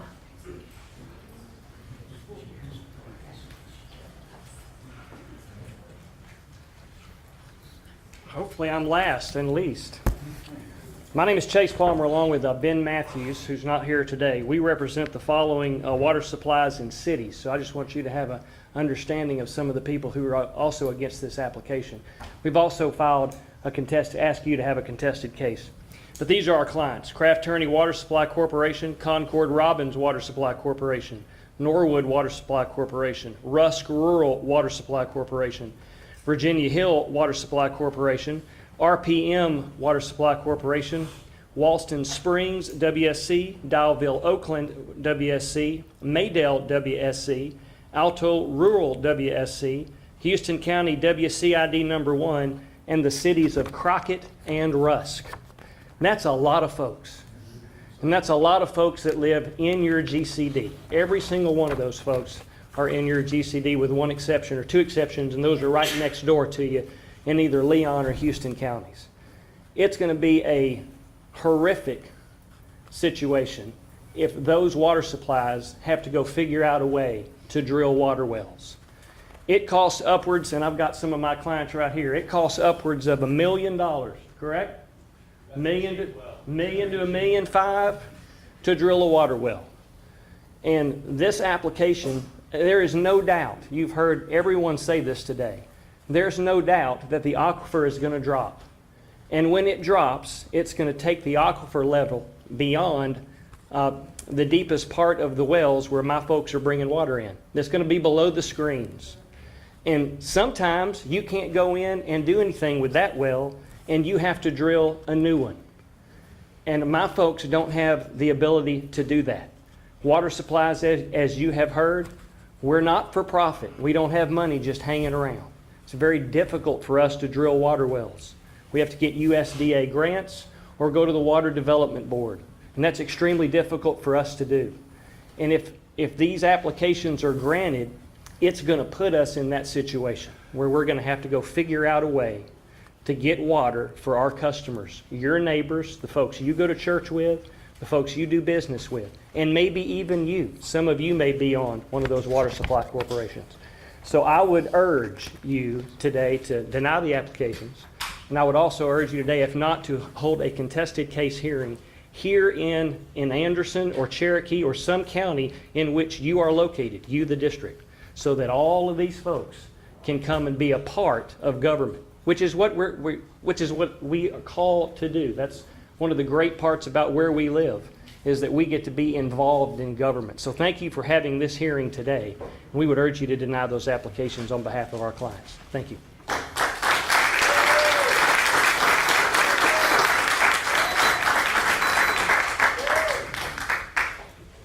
Ladies and gentlemen, that is all the people who have signed up to speak.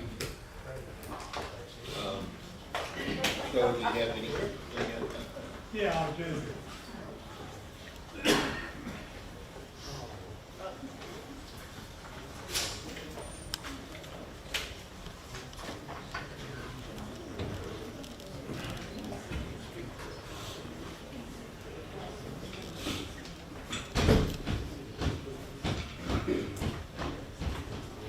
I'm going to stand this way because I want to address you, because you have a decision to make. And that decision is how to go forward from this point. Now, several things, serious misunderstanding of what the law is, has seemed to have driven a number of the speakers. One, the water code provides that you set the place for hearing if you refer this to SOA. It's clear that they're not going to have it in Austin unless you order it in Austin. Secondly, the applicant has filed a request that you refer it to SOA. And as I read the statute, it's not discretionary at this point. An underlying issue, a major issue at this point, is who has standing to be a party to actually contest these applications.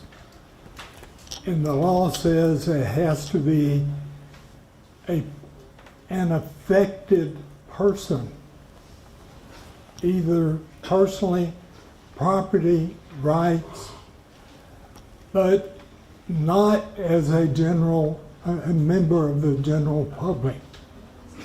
So you've received over 2,000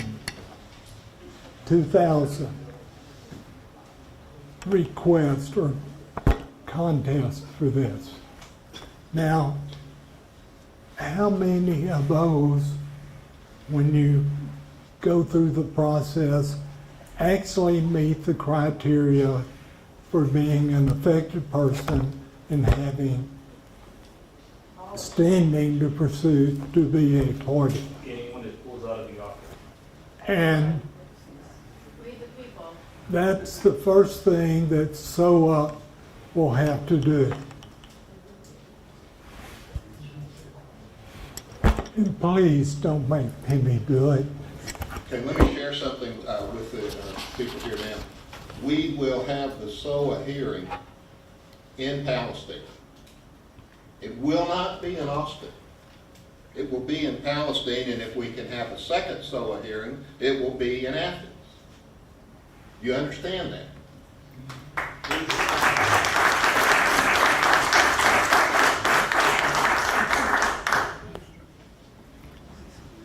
How many are you going to allow in since you kept so many out today? Yeah. Hundreds. That wasn't deliberate, ma'am.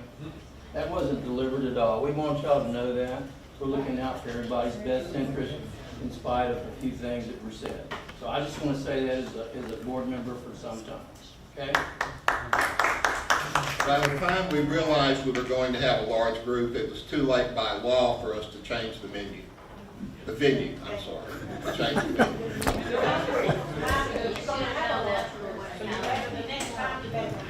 You learned from Palestine. We have to find that location.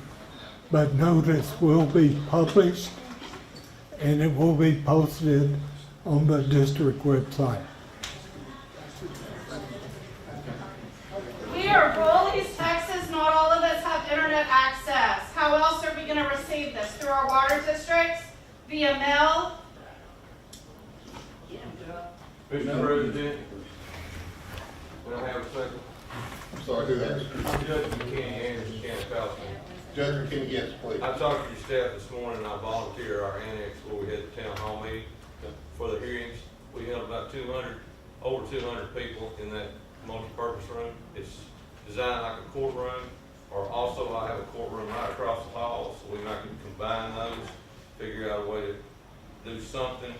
Right now, I'm doing some working with Visionality to put some new PowerPoint screens up, so maybe there's some way we can show it in both rooms at the same time.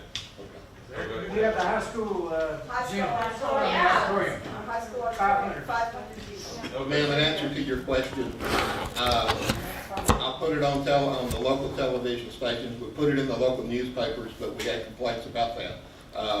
So we'll put it in the media where we can. There's very few people that knew about it. I promise you. Very few. Very few. I organized 50 people to show up today in 24 hours. Notice. Okay. One thing, this is kind of personal for me, this issue. It's so far as science, and somebody's made the absolutely true observation that if you need an expert opinion, you want to hire somebody that wants to go along with, that's going to support you, not undermine you. But the science that is needed is for you know, the applicant has its reports, and they have done exhaustive report. But on the other hand, the opponents are going to need to have something to counter that. And I don't think any of us are qualified to read through those. One, stay awake, but to really understand those. And we've been working with a hydrologist to advise Holly and me as to what we're seeing, not to get into the details of it, but to see if they're sufficiently thorough. So if my word is to the folks that want to contest it, they're going to have to do their own homework. And we have a time schedule that we have to meet that's specified in the water code. What was that, Holly? 35 days. 35 days. Is that what you're looking for now? 35 days, From, where we need to schedule the preliminary hearing. okay, and we can't schedule that without SOA's participation. And I have been in contact with SOA, talking with their general counsel to get this set up. He has sent me a draft of a contract, and because of the shortness of time, it can't wait till your next meeting. And I would recommend that you authorize your general manager to complete that contract on your behalf. And that's going to take a motion. Is that they recommend and we make a final decision? Absolutely. Because if it's any other way, we don't want it. No. They prepare a summary of the evidence and the law and make a recommendation to you. It's called a proposal for decision. That then comes back to you to make the final. That's going to be in a written contract. That's going to be in a written document. Yes. Oh, absolutely. Yeah. For those of us that have practiced administrative law, we know that. Please use the microphone, we can't hear back here. Anyway, I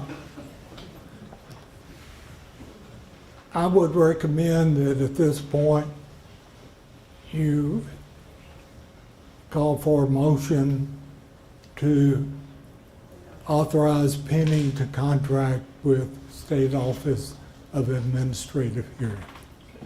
Could you say that louder, please? We can't hear you. With my hearing aids, I could hear me just fine. It's not about you. What did you say?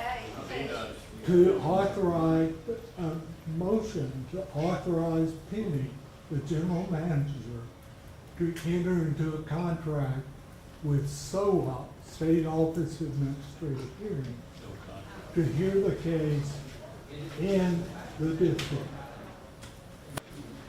But the decision. But the decision is there. So why do you bring in another group? I'm confused. Because there's going to be days of testimony, experts. It's a very technical and complicated process. So what would happen if this proposal permit were denied? It would save time, but it's to tell me more. And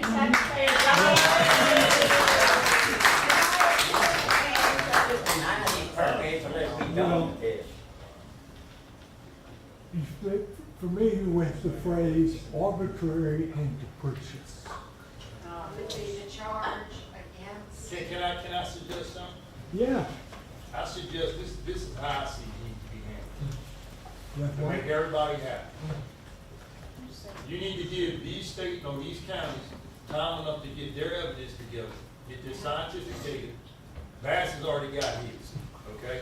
Now, a lot of these people didn't realize what was coming. So I think what would be fair for the board to do is take this in consideration. Is to allow these counties to go gather their information, give them a set days, 45 days, 60 days, however long it may take. Keep the SOA judge out of it for right now. And try to work it out a month. Let me finish. It gives Mr. Bass an opportunity to come into the community, work alongside the counties and the commissioners and the judges, whoever else wants to be a part of it, whether it be the water board or whoever. Try to find some kind of common ground to launch from that way. And that's up to you, the board members. You heard all the testimony, you heard all the complaints, this and that and other. Give these counties time to gather their information. I don't see that being an issue, and I don't know why that would be an issue if you're going to try to push it through that. No, we're running out of time here. Let me finish. Why are you trying to come? I'm making a suggestion to the board. Okay. I'm sorry. I have a motion for that. Okay? Mr. President, I have a motion for that.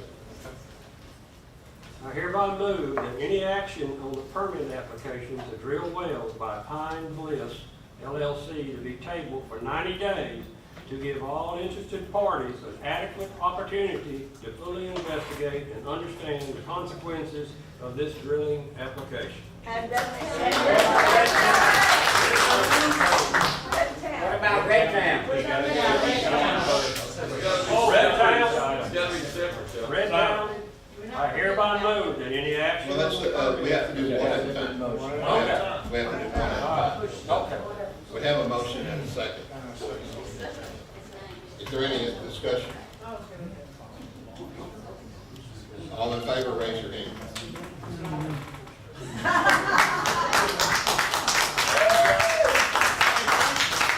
Well done. I'll defend that. Sir? I'll defend that, but there are deadlines set out in the water code. So, like I said, I'm sorry, y'all don't hear it, my phone rings in my ears. You vote on Red Town too? Yeah, we need to vote on Red Town. There's a motion on the floor. Robert's Rules of Order. We've already voted on the first motion. Mr. President, I have another motion. Okay, go ahead. I hereby move that any action on the permit application to drill wells by Red Town Ranch Holdings LLC be tabled for 90 days to give all interested parties an adequate opportunity to fully investigate and understand the consequences of this drilling application. We have a motion. Do we have a second? I guess that. Any discussion? All in favor, raise your right hand.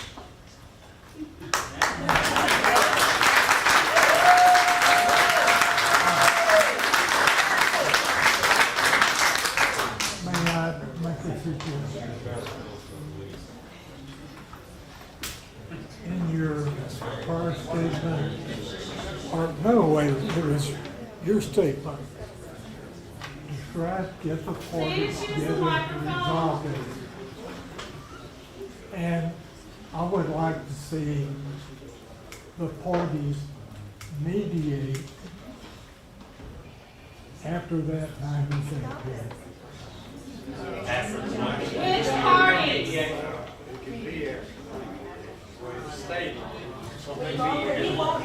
Which parties? Please. Use your mic. Use your microphone. Use your mic. We can't hear you. They want to hear you, John. You'll have to talk to them. Okay, I'm sorry, I was trying to hear Mr. Douglas. But we can't. You were talking. Okay, The motion was made past 90 days. right? This will be a new motion.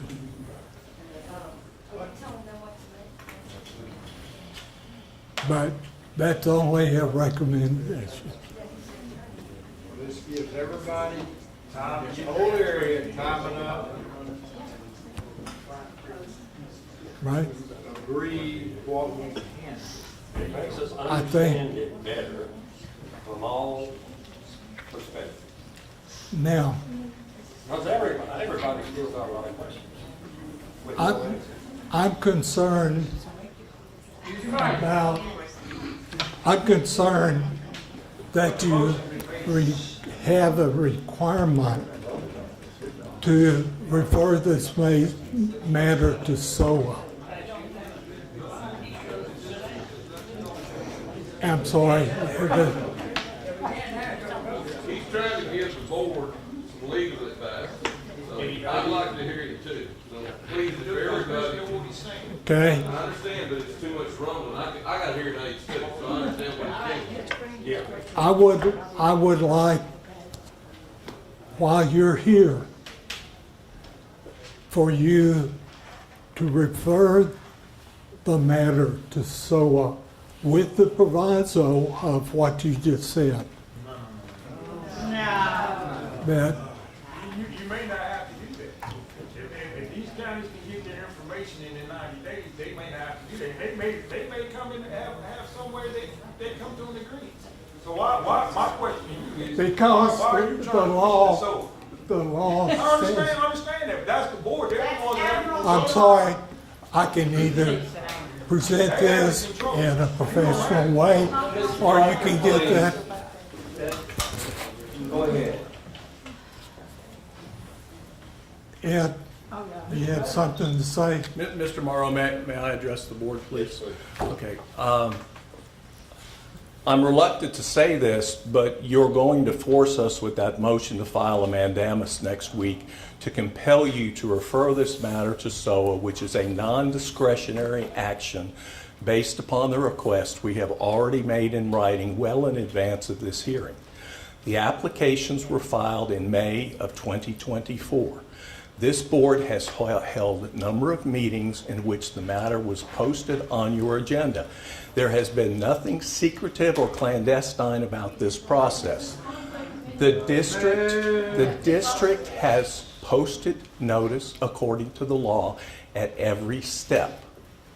You have done your job there. We have filed, as provided for by law, a request that if there's a request for a contested case hearing, it go to the State Office of Administrative Hearings. We fully expect those hearings to be held here locally. That's provided for by the law, and that's provided for in your discretion to make that request. We'll be paying for those. But having made that request, it takes away from the board, in my legal opinion, the ability to make the motion you just made to have a 90-day delay. Now, that said, it's going to take a good 45 to 90 days to get the first SOA hearings scheduled. That's a coordination. There's plenty of time between now and when the first SOA hearing is actually held for the public to get additional information. We've provided access and coordination with your general manager, who has already given out the information to a number of people, to the data room that has all of the reports and all of the science and all of the applications. It is publicly available and has been. Okay? I'm sorry not every member of the room knew that, but it has been there. Again, nothing secretive happening. But the bottom line is, we've made a request to go to SOA. As I understand the law, and I believe as your general counsel has advised you, it is no longer discretionary. You have to go to SOA. Okay, we have taken out of your hands who will conduct the hearing. That is something the legislature prescribed. It's not your fault, it's the law. And I don't want to file a mandamus. I don't want to spend time and money in courthouse having a judge say, you don't have any choice, and then we go do that and we've spent a bunch of money. So I just wanted to come up here and advise you of that. I'll let Mr. Stover tell you whether I'm right or wrong, or what his opinion is, but I would ask you to reconsider your two motions, knowing that there's going to be a gap of time between today and when we come back and have the two SOA hearings. And there will be plenty of time for people to have access to the information. He has the money to build the wells. He has the money to fight this. Yep. That's all I have to say, Mr. Morrow, at this time. I'm happy to answer any questions. John, thank you. It all comes down, they don't care about our water, they care about the money they're gonna make off our water. Yep. That's what you just said, folks.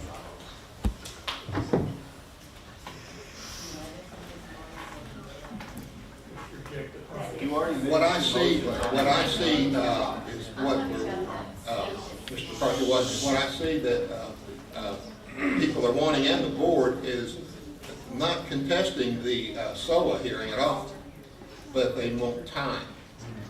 They want time prior to the hearing. And you're saying the law says 35 days? Well, to schedule Schedule. It doesn't have to be held. And I agree with that.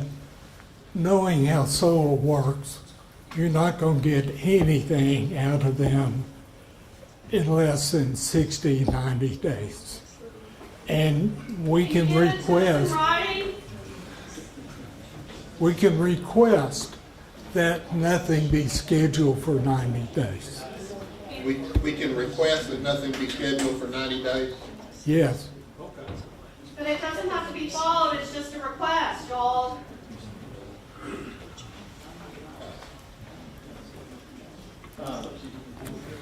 In your talks with SOA and your latitude to do the scheduling, are you able to schedule it out at least 90 days? That's- Kind of feeds everybody? Based on my experience, we're going to be lucky to get it in 60, 90 days. So the answer is probably yes. Yes, I would answer your question, yes, Mr. Chairman. Do y'all usually have to agree on the date, or do we set the date? SOA sets the date. Mr. Stover will be communicating directly with SOA. He will show me the courtesy of letting me know what he talks about. I'm not involved in that. That is a contract that's negotiated between the district and SOA, so Mr. Stover will be the point of contact. Tell me again why we need SOA. Otherwise, I don't understand. okay. You have received over 2,000 requests to be for a contested case proceeding. Somebody first has to go through those, and then somebody has to decide whether each individual gets to be a party. If we don't contract with SOA, that somebody is you. We're looking at probably at least a 2-week, 8-hour-a-day hearing that someone's going to have to administer over and be there every day. If the board were to do that, they would tie you up for 2 weeks. If you were to hire a private administrative law judge, they would be in that role. The State Office of Administrative Hearings is set up for this purpose. The legislature has provided for it. It not only has the ability of folks to handle these things, and then after the 2-week hearing, you have to go through all of the evidence and you have to write a proposal for decision and analyze all of that. And so that would fall on you, the person you hire, or SOA. So again, SOA is attuned and ready for this. Holding the hearings here, just because it goes to that agency doesn't mean the hearing goes to Austin. Again, it comes here and you can request that, and we will not object to that at all. We would like to have it here. But what the legislature has provided is that if the applicant wants, or any party wants to request to go to SOA, they can request that, and that has to be honored by the agency. And then it's that person's requirement or obligation to pay for that cost. And it's not cheap. And the outcome is a recommendation to this board. Yes, sir. It's a proposal for decision. Not a decision. That's No. correct. This board, by statute, makes the final decision. I think it's 36049, John. Is that the correct citation? And I have tried to find an individual that I thought was qualified for you to hire to hear the matter. This is what we did with the chicken plant issue. And the problem was the people I knew were either dead or retired. So, And today's hearing and what you heard today was not evidence, it was public comment. Right. And so I just want to make sure that I'm hearing people in the background, and I want to make sure they understand that. We understand. So there will be opportunity for people to be sworn in, subject to cross-examination, subject to discovery. It will be like a regular hearing. We'll probably be doing pre-file testimony, depositions of experts. SOA also has the ability and trained mediators to do mediation if there is a change of heart with the people who are in the hearing to actually sit down and mediate. So those are all opportunities and services provided by SOA. And again, the statute provides that once that request is made, it becomes non-discretionary for you to send it to SOA. Where can I find the definition of effective? What was it? I believe it's section, Effective person? I believe it's section 36.415 of the Water Code. Yeah, I have it flagged here.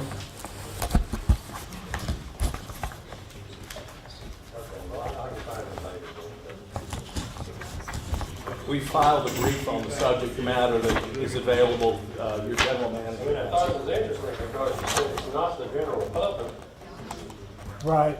so what else can it be? It's a person, we've got a brief on file that you can look at, Mr. Stover can advise you. It was somebody that owns a water well. Somebody, well, that's the principal way to be an affected party. And, yeah, they're affected because what the applications are for, they Person affect. or person that owns waterways. Correct. Yeah. So, that's what the ALJ has got to sort out for.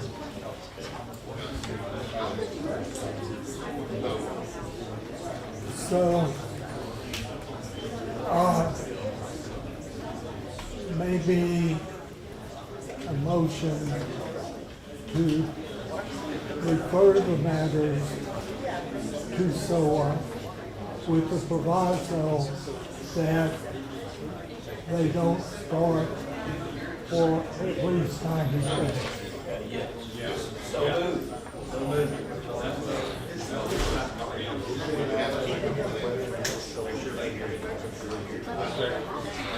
Say that. Please listen a moment. I make a motion to refer this to SOA, let them handle the hearings. I put that in the form of a motion, and so. With the proviso of 90 days. That's right, with the proviso of 90 days. Mr. Lamar, before y'all take a vote, do you not have to go back and rescind the two motions? You just, I'm asking, because I couldn't hear Mr. Stover.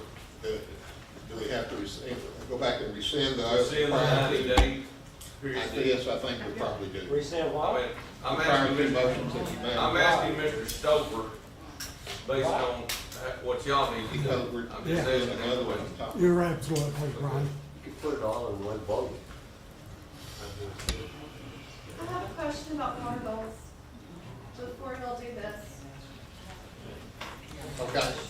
My question is you're saying persons that own the wells, what about the water districts that own the wells? They would be entitled to see party status. What about the people that are on those water districts? They use those wells. That's a hard question. I don't have an Under answer. I don't constitutional have an law, it answer is to not. that. Under admiralty law, it is. We are now constitutional. I would like to make a statement, and I know this is Well, totally unusual. could you wait to I see? can wait a minute, yes. So what was the ending? We have the two motions that you made, but we need to rescind those motions and vote on the one that Sam said.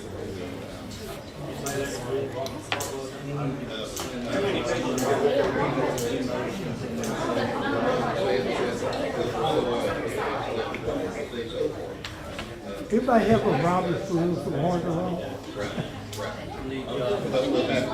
So that does the same thing. Right, it does the same. No. And we can include the two.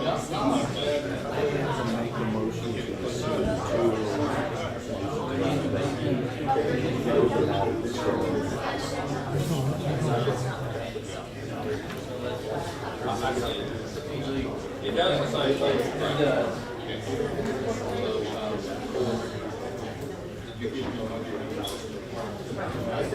So, We can use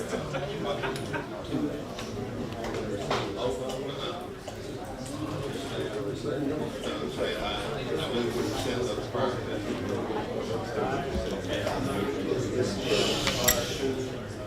Order. 90-day suspensions to Pine Bliss and Red Tail Ranch. Is there a second? I second. Okay.